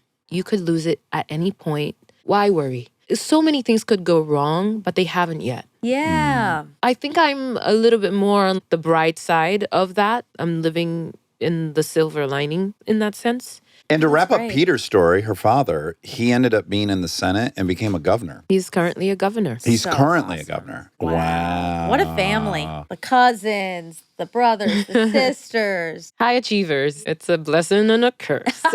What's happening romantically? Am I allowed to ask you that? Dax, this is your podcast. You get to ask whatever Okay. you want. The question is, will you get an answer? Yeah. That's Because right. well, let me start with I have one in particular friend I can think of. He's so good looking. He's also an enormous star at this point, but his whole life he's been so good looking and charming. And I have noticed he's far less interested in that whole zone because I think for him it's like a given. What do you mean? That if he meets Attraction. Attraction. It's just Oh. a given. If he meets a woman and he is himself, 99% chance the woman's going to like him. Now me, like I got a whole thing to convince you that I'm the right choice. So it's a big challenge. I think maybe you're out of my league. There's a status thing. Maybe I like myself more if I get this, all this stuff, baggage, insecurities. This one person sees completely liberated from that because he's so fucking attractive and charming that I think he's kind of been disinterested in it a bit his whole life. Does he have a personality to match? Enormous. So part of me was like, oh, I wonder if for Lupita, it's like, yeah, I bet they like me. What's the fucking challenge here? Who gives a shit? Everyone likes me. Yeah, that's kind of maybe my assumption. Wow, that's so interesting. Yeah, there's no game in it. But if you've ever been an ugly duckling, it never really gets out of you. So I don't walk the world thinking I'm attractive, but I'm very happy to receive that compliment. Okay. When people say to me, "You're beautiful," I relish it. Me too. I love it. It's shameful how much I like it. I love it. Please keep saying it. It will not grow old. Right. In fact, Right? it'll only grow better as you get older. I don't rely on it, but I do love it. Okay, That's great. Yeah. good. Well, that's I'm helpful because making we up for often that. have a debate about this. Like, do beautiful people get sick of hearing it? But turns out they No, don't. I don't get sick of hearing it because I Good. wasn't always beautiful. And those formative years, unfortunately, they're the ones that you're working out for the rest of your Oh, life. it's embarrassing. So 10 people will say I'm beautiful, and then the one person who criticizes me is the one that I'm carrying for the next 10 days. So for me, I'm like, load up on the compliments I'll as stack much 'em. as possible. Stack the ratio. I love Yes. that. Have you gotten close ever to get married or anything? I haven't. And it's something that I've wanted. You have wanted. Because you could not want it. It'd be like, who cares? No, I've always wanted companionship. And you know what I've always wanted? Children. This is dicey, but as you were describing your rootlessness or your I'm at home everywhere and I'm homeless, this weird paradox of your life, and people will think I'm kid shaming if you don't have kids. But my first thought really is, having experienced it, all that evaporates when you have, it's like, fuck the thing that you do or don't have. You're now giving that thing to this person. And that weirdly fills all those holes I had. It's like, it's actually irrelevant what my relationship is with home. I have an opportunity to give create a real home. home for people. It was so powerful for me. I can imagine. That's all I can do. Imagine at this point. I'm a childless cat lady. I'm Same. a Do you have proud one. cats? Yes, I do. Oh, I have yeah. one. All the best one. I hate cats. Yeah. But She I- did too, though. I did. I She was hated afraid. cats. She was afraid to be in a movie with a cat. Okay, that's interesting because now I kind of want to get a cat just so I can be a childless cat lady. Yeah, because I like because that. I it's like on that trend. group. Yeah, Yes. it's on trend, and I really like a lot of the people who are. So On I trend. have to maybe get over this cat thing. Yeah, it's worth it. Let me tell you, I spent most of my life afraid of cats, and then thanks to Day One, I got over my fear, and now I own a cat. He owns me. Her pitch to the director of Day One was, could she have a chinchilla? And then Kimmel pointed out, she was telling that on Kimmel, and Kimmel goes, then the whole entire movie would just be about the fact that this woman had a pet chinchilla. Obviously. Like, forget whatever else is going on. All you'd remember is like, remember they made Pet that movie about a chinchilla. woman who had a pet chinchilla? Well, Lupita, this has been so much fun. Oh, it's been So amazing. You guys Yeah. are so easy to talk to. You are too. All right. Well, thanks for coming in, everybody. Please see The Wild Robot. That's on September 27th. And listen to Mind Your Own, which is coming out on the 19th of September. So consume those things. They're both fantastic. And I hope you'll come back. Thank you so much. Stay tuned for more Armchair Expert, if you dare.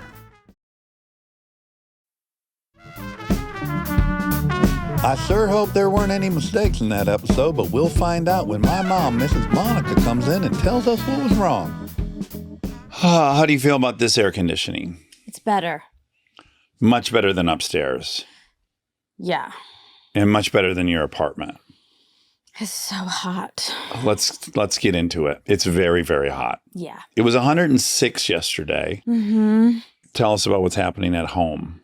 It's just, as I've said already on here, I have one air conditioning box. Yeah, It's window mount a window unit. It's in the kitchen. that someone decided to put in the kitchen, which is so interesting to me. Yeah, it's in the kitchen. And so it doesn't disperse very well. It's not as bad as putting it in a closet, but it's not terribly far off. It's not. It is so hot. I had to sleep on a ice pack last night, which worked for a little bit. And I like having a comforter. Like I like having sheets on top of me. I don't Wanna like sleep in the the raw. feeling of just being like with a small sheet. So, but I had to. I had no choice. Yeah. So overall, it was just really not ideal. And so I did purchase one of the like bed cooling devices or whatever, and hopefully that'll arrive soon. You put a rush on that. How many do you think didn't. of those are inbound to California right now? Oh, probably so many. Well, I don't know how many people are in like this bad of a situation because I do know a lot of people who live in apartments who have window units and stuff, but most of them have one in their bedroom. Yeah, That's yeah. pretty rare not to have that. Yeah. It's outrageous. So bad. The ice pack method also for me would become a bit of easily become a racket in my head that I need to fall asleep before it gets warm, and then that would set a clock. It's kind of like when I put my book on tape on. Yeah. I can't estimate how long I think it's going to be before I fall asleep. I have to go way beyond that, so I can't even think about that it's going to shut off while I'm still falling asleep. Yeah. And that feels problematic, the ice pack. Yeah, it is problematic. I mean, all of it is not ideal. Not ideal. It is not an ideal situation. It's not the welcome home you were looking for. No, I was ready to come home by the very end of the trip because on the last day of the trip, I left Sunday morning, so Saturday night. I had this big plan. I was going to get a massage at 6:30. I had that planned all week, and I had planned on Wednesday, and then I moved it. I had moved it around all week, and then finally I'd settled on Saturday night at 6:30, and I thought, oh, that'll be a nice way to end the trip. I'll do that, and I'll go to dinner. And then earlier in the day, I don't know what happened, but I felt like I just didn't want to go. You didn't want to go to your massage. Very rare for me. It has never happened. So it was a bit alarming. Yeah. It was a bit alarming identity-wise. So I gave it to my friend. Okay. And I just felt like, oh, I just want to be out and about. I don't really want to be like in relax mode. Uh-huh. And then I went from restaurant to restaurant for an hour trying to get into a place. And I could not.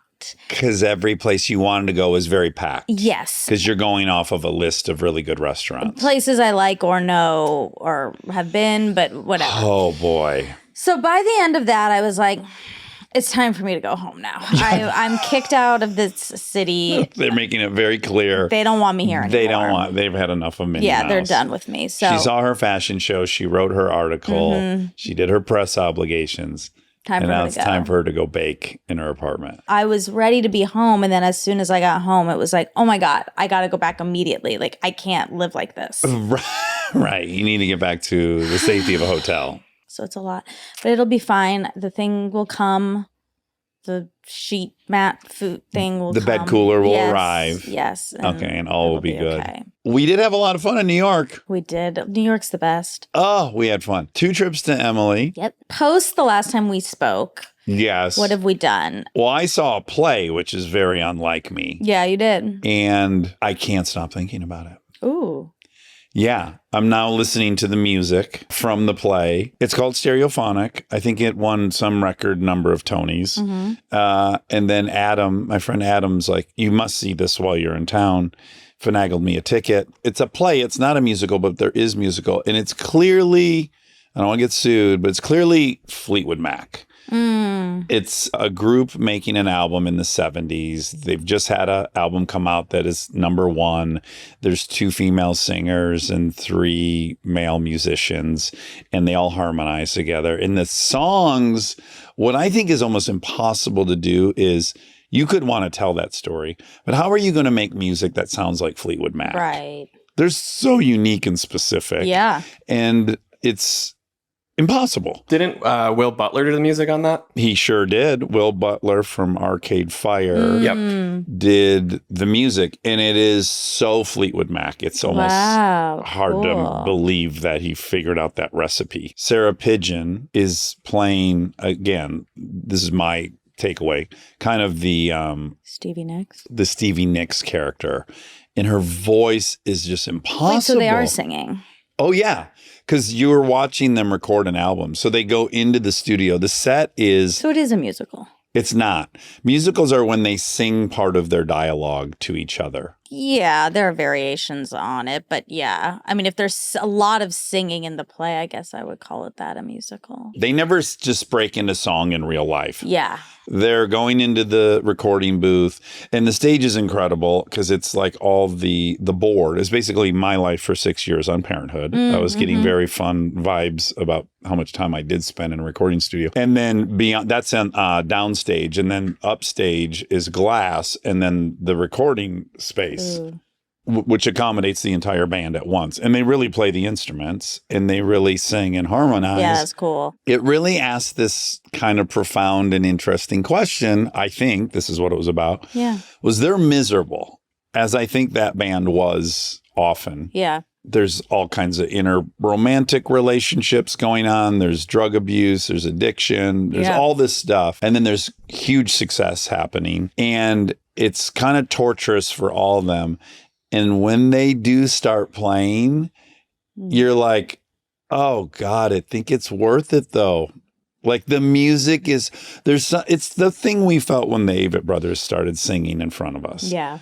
There's something truly quite magical about that when it works and it's right, and especially with a band like Fleetwood Mac, the way they're all harmonizing and the way their voices play off of each other. And that's been accomplished in this.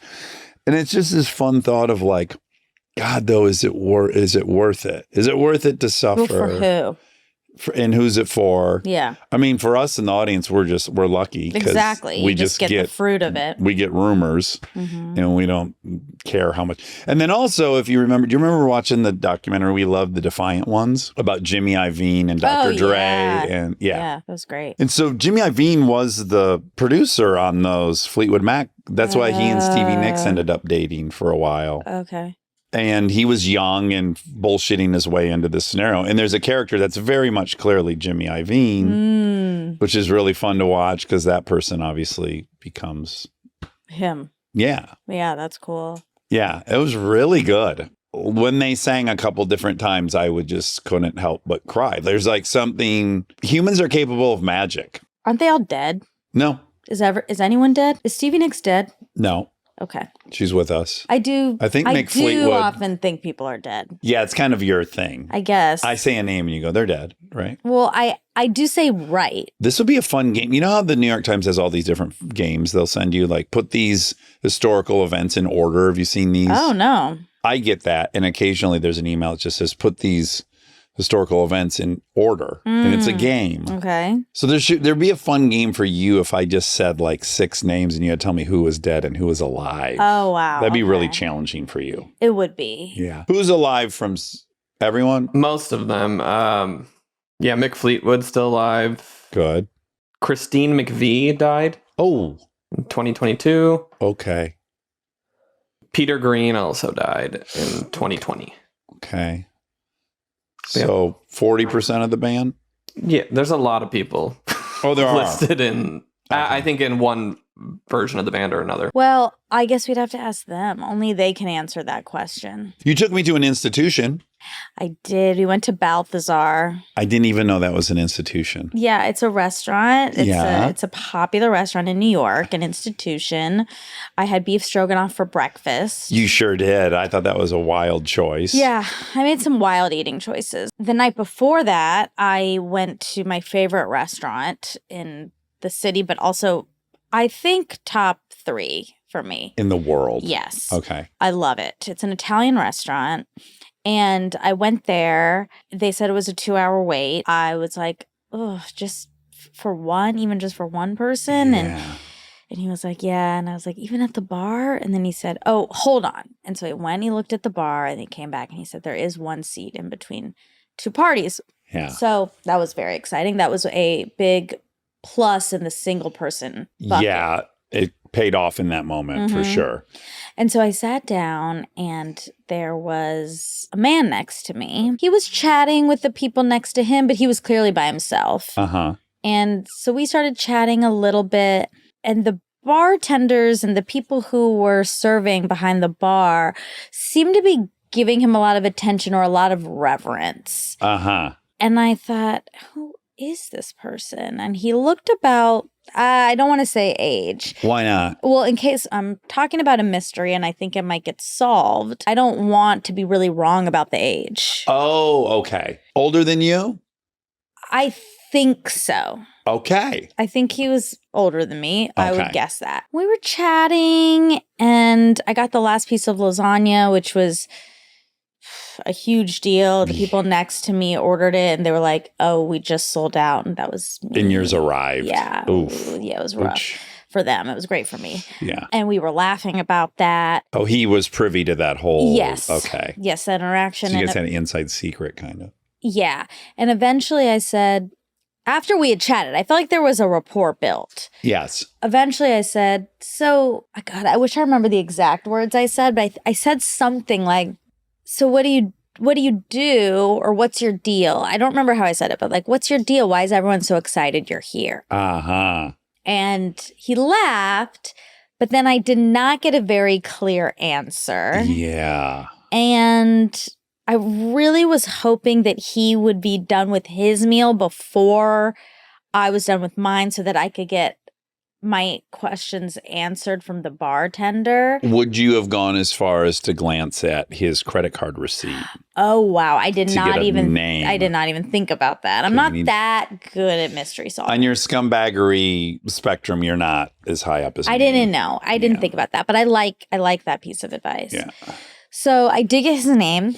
His name is Kenneth. That's all I know. That's all I know. But we did some Google searching. It's not Kenneth Cole. Yeah. I said, well, is it Kenneth Cole? Yeah, That might be the only Kenneth I know. it's not. Okay. And he spends some time in LA. I recommend it all time. So maybe I'll see him again. And also something about a father. Yeah, he had said something about his father. Yeah. And then he had said something about restaurants on the street and then restaurants in Paris. But none of it was really adding up to me. Your leading guess right now is he was a restaurateur. Yes. Yeah. But I have not found confirmation of that. Have you typed in Kenneth restaurateur?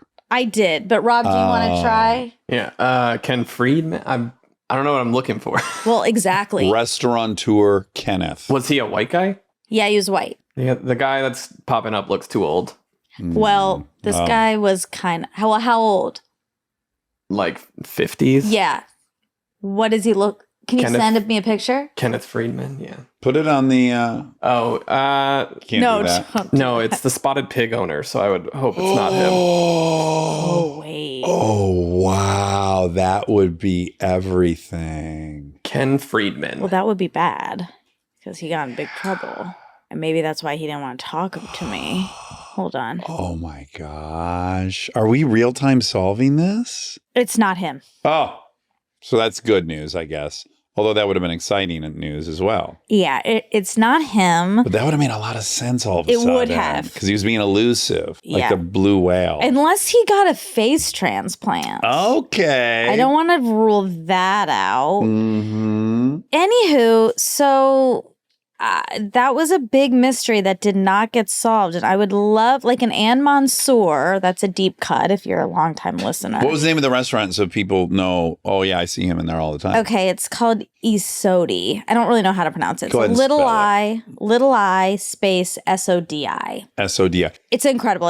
I didn't want to, I was purposely not saying it. So I told him, he said, have you ever got the eggplant parmesan?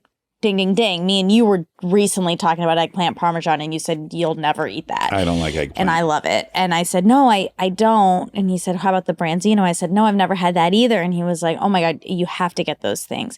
I said, well, okay, well, I'm leaving Sunday, so maybe I can come back tomorrow and get it. And then he did say like, okay, well, if you do...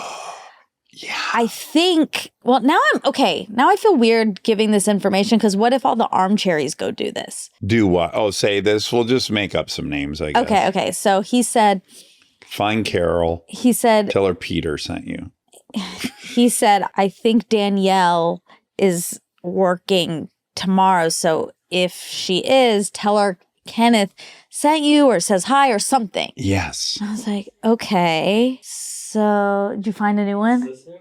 No. The guy who did interior design, apparently. Oh. Well, that's a good guess, too. That is a Interior good designer. guess. Okay, so this guy's like older than that. He looked kind of like comedian-esque. Like he had a lot of tattoos.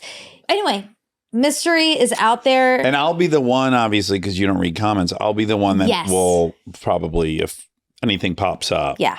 Yeah. There's probably going to be, it's like when you open up a murder hotline and you get way too many tips and like you got to Yeah. weed through so many. Do you people, think- I know it, Kenneth. It's got to be him. Do you think he could be in witness protection and I'm like really blowing up his spot? I do not think they put witness protection people in Manhattan. I just don't. Okay. I don't know what he's up to, but You need to know more. every time I asked something a little personal, he got elusive.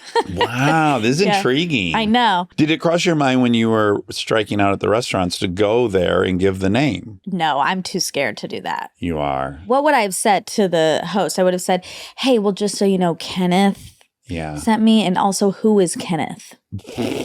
Well, no, you'd have to say, can I speak to Diane? Oh, you mean Danielle? Danielle, sorry. And you'd say, hey, Danielle, Kenneth told me to say hi to you if I was in. And she'll say, Do you have a table? how do you know Kenneth? And I'll go, how do you know Kenneth? And who Flip is the he? script. And more importantly, who is he? Why can't he afford Who to is eat here? who is my friend Kenneth? Yes. So anyway, mystery out there in the universe. Hopefully that will get solved. If Kenneth, if this gets back to you and you're mad, I'm really sorry. Yeah, I can't see any reason why he would be mad about this. I did do something so far. I feel good about everything I've done. Yeah. But I did one regrettable thing that I guess I'll call myself out on What? during this conversation. I Tell me you had a popular podcast. didn't, but the next worst thing, Okay. I told him I had a house. Mm. And I did that as a calculated move Yes, of course. because I wanted him to know, You are a woman of means. I just wanted him to know like he could tell me things. Exactly. Yeah. I totally get it. It makes that's no sense, dumb. but right. But I would have had the same compulsion. Like I'm trustworthy because I also have some means. Well, Which is funny. This is so, I belong here and you can trust me. Right. It is. It's an I belong here thing, which is dumb because guess what? Everyone belongs there. They do. But these things also are real. I guess. But like he was having fun talking to the people next to him on the other side. And like, I don't know if they belonged there. Well, but they did because, again, everyone does. They were there. Yeah. If you're there, you belong there. Yeah. Wherever you're at, you belong. Well, not if you're wrongly incarcerated. Sorry to bring it down. But it's always on my mind. I'm always trying to get some movement. Well, you have to keep it at the forefront. Yes. It's an important cause. I believe that. Maybe he went home and he said, I was chatting with this person and I guess her name's Monica. She owns a house in Laughlin No, Park. don't. And then the person goes, Laughlin Park. And then he was like, oh my God, who is she? He might be on the same quest to figure out what your racket was. He might be, but you know what? If he had asked me, I would have said. Because me and you, to be BTS, I did already tell you this story. Okay. And I asked you if that had happened to you, if you were at a bar by yourself and someone was next to a very young 20-something. Why is my person so much younger? Oh, no, you're the person. I come across as 20-something. I thought it was you in this scenario, but I'm Nathan in this. Kenneth. Yeah, you're Kenneth. You're Kenneth. Yeah. And you're sitting next to what you believe is a 20-something. Yeah. She's actually 37, but you think she's 20-something. I would think you're 20. And she's talking to you and she asks you like, why is everyone so excited you're here? I asked you, how would you respond? And you did say you'd respond poorly. This happens to me. Is someone notices other people are acting weird around me, or I take pictures with somebody in front of them. Yeah. Well, it's happened to me as well. Yeah. But then does someone ask you, why are they taking pictures of you? Right. But then I don't have a problem. That's the thing. And that's why, so when you said it did kind of bother, it's like, oh, that's interesting. It feels really weird to explain to somebody why you're famous. I don't know. I don't know why that feels weird, but it feels like you're bragging. Well, yeah, but it's not, to me, it's not like, you're not answering why you're famous. You're answering like. But you are. It's like, why are people treating you that's the like difference, you're famous? I guess. Like, I don't think of it like that. I think of it more like, oh, this is the answer to this, which is that I have a podcast that some people listen to. That's how I would say it. Like, oh, I have a podcast that some people like. Yeah. And I guess this sounds really no, wait, sorry. Oh my God. Now I'm remembering exactly how I phrased it. I said, because he had mentioned he has spent time in LA and he's back and forth and whatever. And I was like, eventually, when I asked my question, I said, are you an actor? I said, oh, are you an actor? Or why is everyone so excited you're here? Yeah, okay. So I didn't say, what's your deal or what do you do? Because maybe if I had said, what do you do? That would have been worse or better. I don't know. Well, my fear would be like, I would say, well, first of all, I don't often know why someone comes and asks for a picture with me. I don't know if it's because they watch me on TV or in a movie, or they listen to the podcast, or they saw me in a Carvana commercial. I don't really know. Or maybe even for some people, they just know I'm married to Kristen or something. I don't really know. Yeah. So then I feel like I'd be saying, well, I'm an actor and I have a podcast. And then my fear is, what have you been in? That whole conversation. You don't like that. Yeah. Because that is just me listing things I've been in and them going, no. And you're just finding out all this stuff. They don't know your things you've done. I get that. I get that being uncomfortable. And then now they're getting more and more like, then I feel like whether they're thinking this or not, like, well, Jesus, haven't you been anything big? Like you said all these things and I don't. It's like a mutual projection situation happening for you in those situations, which I do understand. Yeah. But like Parenthood? No. The movie? No. Well, there was a movie. Yeah, Steve Martin. No, they made a show about, it. I mean, I think you're making it much. I think, okay, I'll let you off the hook. I do think you're making it a much bigger thing than it actually is, but I was with you once when this did happen at Taco Bell, but that was extreme. They were very high. They were so high. Yes. I don't care if someone knows anything I've been in. But once they ask me and they don't, then I am embarrassed. Right, but like, you don't need to be. I know, but I am. I know, but. Yeah, that's what happens. Yeah, I get it. Is I'm thinking, they're thinking, nice, guy's a trust fund. But none of these, no one's seen any of these things he's saying. Sure, but who cares if they think that? Well, because I'm not a trust fund. I know, kid. I know, I built and or earned the yes, so things. you know that's true. So it doesn't really matter what this guy thinks. It doesn't. And I'm all over the map on what day I feel which way. Yeah. Often I don't care. Yeah. Yeah. But mostly, I just rather. But anyways, I had suggested you should have said, what's your hustle? Yeah. Yeah. Which is, I like that, but Okay. that's just not me. Yeah. That's you. That's me. Okay. So, but I like it. I think it's cool. If someone asked me that, I would think that was a cool way Yeah. of saying it. But it's not how I talk. Yet. You're incorporating new words all the time into your vocabulary. Viviparity. Viviparity, atelier. I've always been saying atelier. I saw there was an actual storefront in Manhattan that I saw that said atelier. It probably was an atelier. It was a Subway. No. They're making sandwiches. No, it wasn't. Okay, this is for Lupita, and this is a ding, ding, Lupita. ding because Fashion Week in New York, and Lupita is so fashionable. We can't move on yet. Okay. You went to your first fashion show. Yeah. It And was very fun. you wrote an article. I did for and Elle. I'm so proud of you. Oh, thank you. That's sweet. Monica. Thanks. It's so good. Thank you. It's so good. It was fun. And I told you this already, but what's weird about it is it feels real. It's a real article. What do you mean? Like it reads like these articles read. Like somehow you Yeah. know how to write the way they write. It's also very much you. Yeah, it's But very also me. the details are falling out in the way they're supposed to in a structured, you have this many words. Yeah. You still have to learn everything. Yep. Very skillfully done. Thank you. Yeah. I appreciate it. It was fun. Did that they give part you is very feedback at fun. all? So Elle magazine does. I've heard of it. Does a series called Front Row Virgins. I think I did talk about this before. And if someone who goes to their first fashion show, Yeah. they bring in, they see it, they write a little article on it. So I got to do that, and I went to Susan Alexandra collabed with Rachel Antonoff.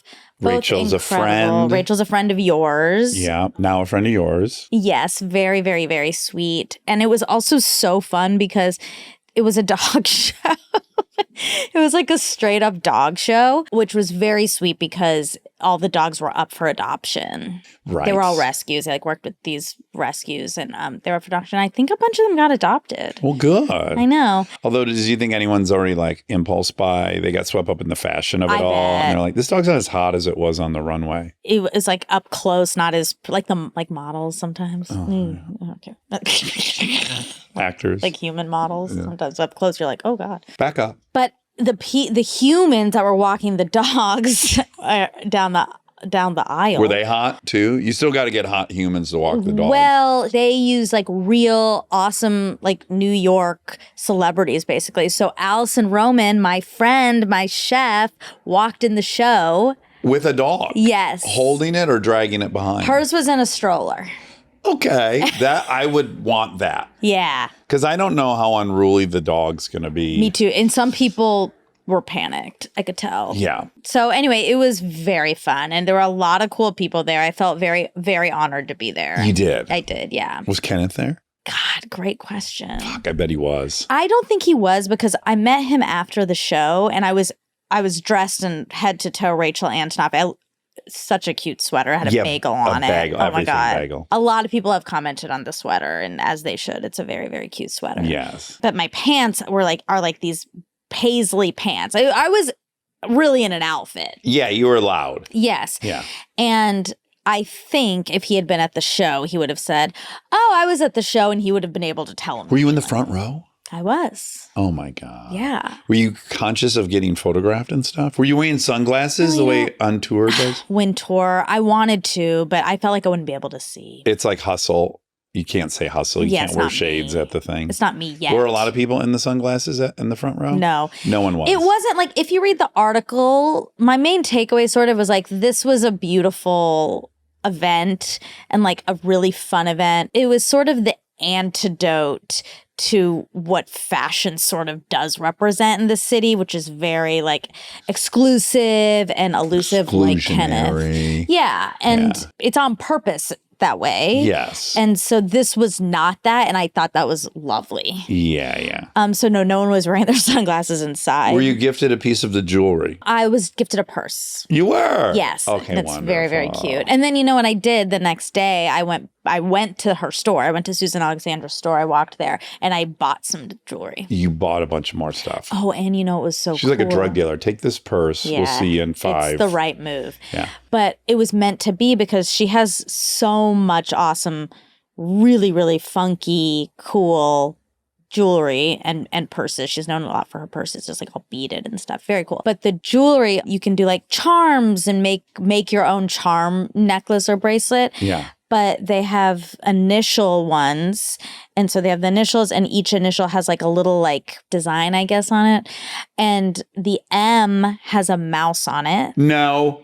And the P has a peach. No. So I got an M and a P. Sam. I know. Yeah. I know. So anyway, What if the L had a cherry on it? that would make no sense. Why? Because M for mouse, P for peach. Like, L for cherry. yep. Jesus, man, you're so. You're right. I'm sorry. You think because you didn't sleep well last night? That's why. The heat. Yeah, that is. Anyway, it was really, really fun. And it was really fun I like walked immediately to this little cafe and I wrote my article and I felt very New York. Yes, writing an article in a cafe. Yeah, it was actually a wine bar. Even better. It was like half cafe, half wine bar. Whose life are you living? I think I'm living Carrie's from Sex and the City. Oh my God, congratulations. Yeah, thank you. Yeah, it was great. It was very fun. I'm glad you got that. Thank you. So, Lupita, fashion. Whew.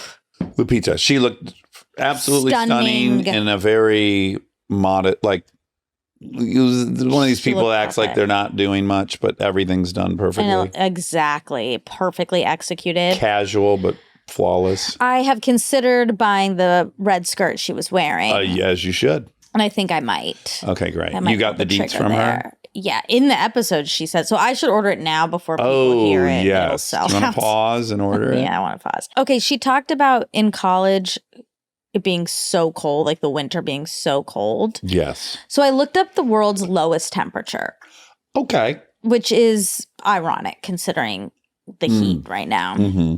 Negative 128.6 degrees Fahrenheit. Say that one more time. Okay, negative 128.6 degrees Fahrenheit. And that's negative 89.2 degrees Celsius. I mean, we're not too far away from Calvin at that point. Exactly. And this was in 1983. That is not that long ago. Yes, but This how isn't long have the they been Ice keeping Age. records? Okay, that's true. This is in Antarctica or something? Yes, Antarctica. Yeah, like how long has there been an instrument sitting in Antarctica to measure this? Yeah, but it's pretty cool. It was set at But do I remember this right from physics? Calvin is negative Calvin is Rob's son, who's negative 276 Fahrenheit. Rob, can you look? And at that temperature, all the atoms stop moving? 273.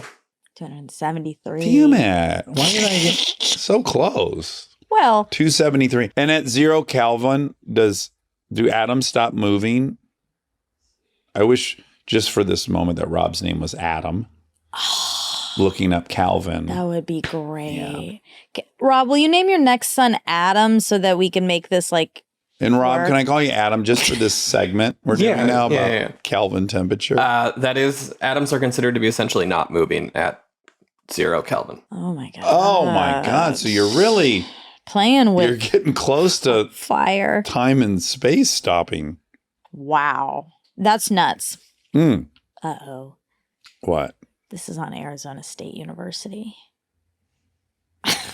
Oh, jeez. How dare you? Sun Devils.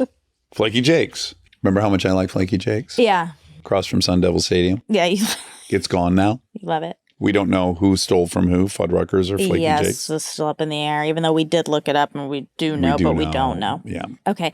Fei Fei Lee, whose book you were reading, Yeah. she comes up on this episode, and you were a little stumbly over In fact, I know I got it wrong. Okay. She went to Princeton for sure, not Yale. she went to Princeton and she also got her PhD at California Institute of Technology. We call that Caltech. right up the road in Pasadena. Oh my God, is it Kenneth? What Nathan? if? Would you rather date a Kenneth or a Nathan? Oh, I don't have that. Okay, next question. Yeah. You have a friend named Kenny and a friend named Nate. They're both wonderful. They are. Neither goes by Nathan or Kenneth, though. Yeah, but I wouldn't. They're going by Nathan or Kenneth. Oh, really? That's why I asked. Oh, okay. I think Nathan's my pick. I think so too. Kenneth sounds, apologies to all Kenneth. Especially the one who's definitely going to listen to this. My God. It sounds really old money to me. Kenneth the Ninth, Kenneth feels very Wow, blue that's very interesting. Not for you. No, in fact, Nathan is short for Nathaniel, and Nathaniel really sounds old. Nathaniel Longhorn Clemens. What is that? Exactly. Is that a person? I don't. Nathaniel Longhorn Clemens. Is that do they own Longhorn, the restaurant? Adam, will you look up my gosh. Nathaniel Longhorn Clemens There's Nathaniel Clemens Jr. that died today? Oh, somebody did die. 2023. Oh, congratulations. But she's the Sequoia Capital Professor of Computer Science at Stanford and former board director at Twitter. You should know all this. I'm not there yet. Oh. Wait. The Samuel Longhorn Clemens was Mark Twain's Real name. real name. Yeah, Samuel Samuel. Longhorn. It's not Oh. Nathaniel. But still, Close. pretty good. Okay. Pretty good. Well, I'm off by 3 today. Okay. 273, 276, Nathaniel, Samuel. Okay. The 25 best drama schools ranked. Oh, boy, you'll love this.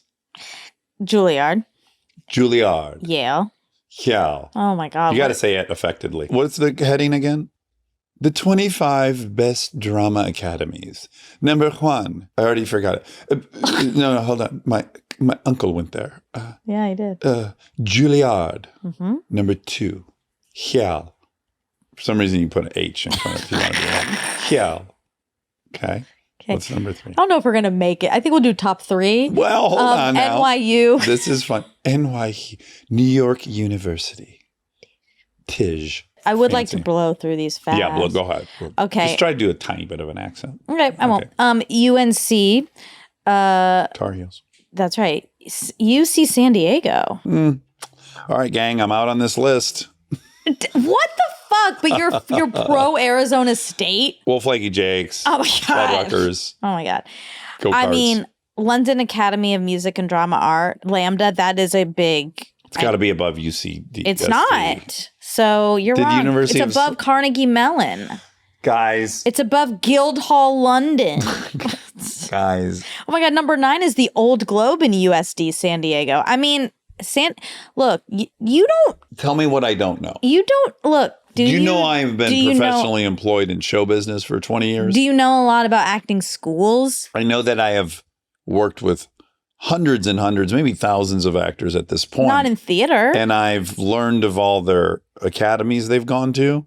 And I've yet to meet someone that was a proud graduate of UC San Diego acting program. Okay, well... We've had like 7 guests on that were Yale drama. Yeah, Yale is number 2. We've not had a UCSD I don't know if we have acting or not. major.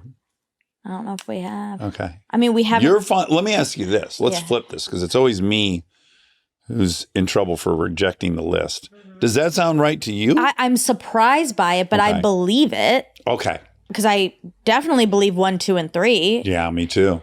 That's so where they then hook I you. can't say, oh, no, now it's wrong because I haven't heard of it. Yeah. That seems a bit arrogant. John Ritter went there. Okay.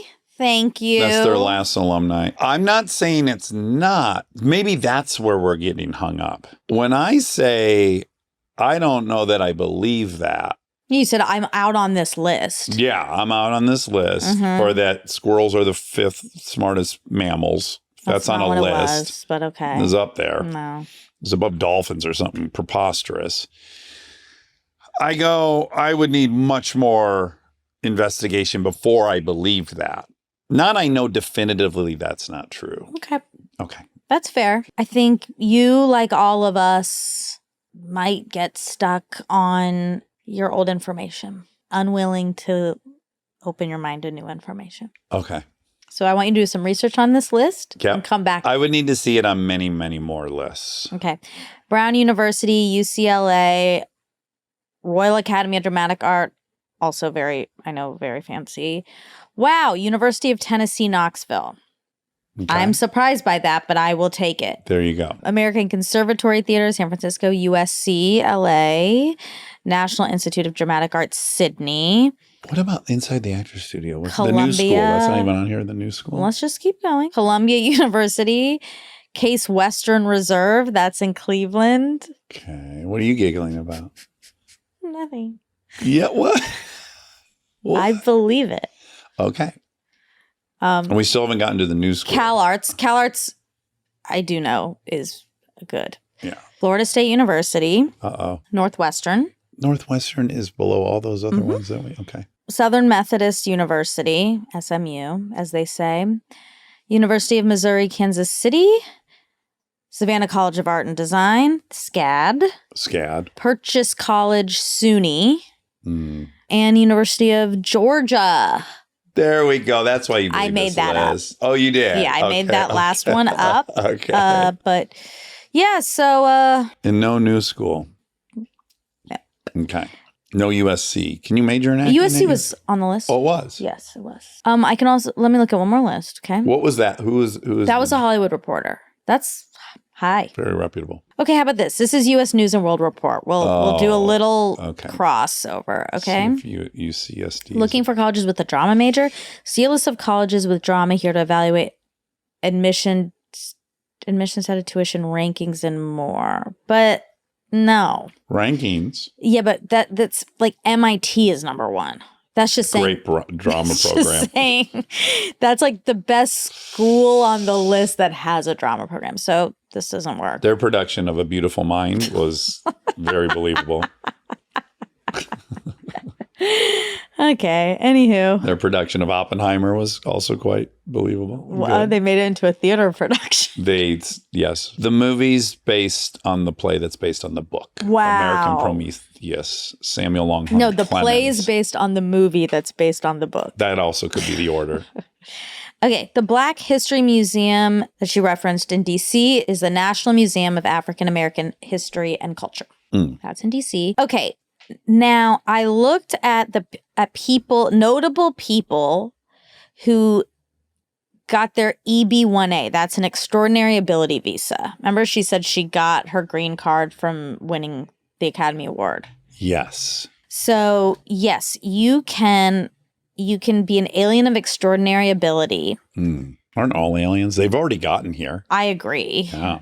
I agree. But there is lists of notable recipients. I'm going to read some, okay? Okay. Bettina May. She's a pinup model and a burlesque dancer and photographer. Wow. I know. It's very progressive. Very horny. 1979. Okay, a basketball player, Dirk Nowitzki. Oh, Dirk Nowitzki played for the Mavericks. You knew Incredible that? three-point shooter. Oh, wow. Gorgeous. You know who else? German. John Lennon. Sure. Yeah. Avi. Hassan, I won't be able to do this last name. Minaj. Nope. Computer scientist and creator of BT Win AI Friends. Okay, so AI. I Oh just my was God, on it. Melania. Trump. Melania. Okay. Wow. Okay. Extraordinary. Why didn't she get it? Oh, she was a model. Model. Ding, Yep. ding, ding. Not pinup, though. No, regs. Regs. Okay, Yoko Ono, Tanith Belbin, that's a Canadian-American ice dancer. Oh, wow, she used the EB-1A classification to obtain U.S. citizenship in time to win a silver medal for the U.S. at the 2006 Winter Olympics. Oh. Pretty cool. Very cool. Okay, now there's also O1, an O1 visa. That's different, but a lot of people have those. Justin Bieber. Oh, Biebs. Piers Morgan. Piers Morgan. Gary It's not Pierce. Newman. It's Piers. I say Piers. What do I say? You just said Piers, I think. I think it's fine. It's a matter of. When I ask, Piers or I'm Piers. generally Piers Morgan. Huh. figuring out I'm saying something wrong. No. It's generally for me. I It's don't- not like I think to you're correct right. you. I think maybe I've heard it both ways. Piers Morgan. What's the English talk show host that's in combustible? Piers Morgan. Piers Morgan. who are we talking about? Pierce Morgan. Oh my Are you talking God, about I'm thinking Charlie- of Pierce Brosnan. Oh, no, Brosnan. Oh my God. Pierce Brosnan. You would always say Pierce Brosnan, right? Pierce, yeah. Pierce. Yeah. Okay, great. So that was my confusion. I thought we were it. talking about Brosnan. Brosnan? Brosnan. Yeah. And I heard you say Pierce Brosnan. And Okay. I was like, whoa, I think it's, from my recollection, it's Pierce Brosnan. Jeez. This is like, Nathan? no, this is like Massimo. Yeah, Massimo. What a designer. What a good designer. Okay. Piers Morgan. Right. Okay. Now, When you just stuck your tongue out, it reminded oh, me I forgot I of was on Tonka. camera. Fuck. Did you watch the last episode? Yeah, that's what I was just about to ask you. I did. I forget. Are we talking about it now or later? Later. Oh, we are? How come? Well, because it was going to be, I think we wanted to talk about it on somebody's episode coming up Okay. who introduced us to this show. Okay, that's fair. I think That that's makes fair. sense. So everyone has one more week to watch the show. Yes, chimp crazy. Shim Crazy. It's 4 episodes only. I was expecting like a 10er. So I was kind of pissed yesterday. I mean, if there was 6 more, I mean, think how much stuff's happening in that. If they went another 6 episode, everyone's dead we met, probably. I know. You know, we want everyone to watch it. We're sort of forcing everyone to watch it. Yeah. It's not uplifting. You're not going to be You're not uplifted. going to feel good. No, you're going to feel bad, and I want you to watch it. And we want you to feel real bad. You're going to hate it. Watch it. Everyone's talking, and you're selfish, okay? And you're cheap. You okay? Are you all right? That was Nathan and I's bit, if you may recall. I know. That we give someone terrible news, but then we ask if you're okay right away. That's right. In the same delivery. Yeah.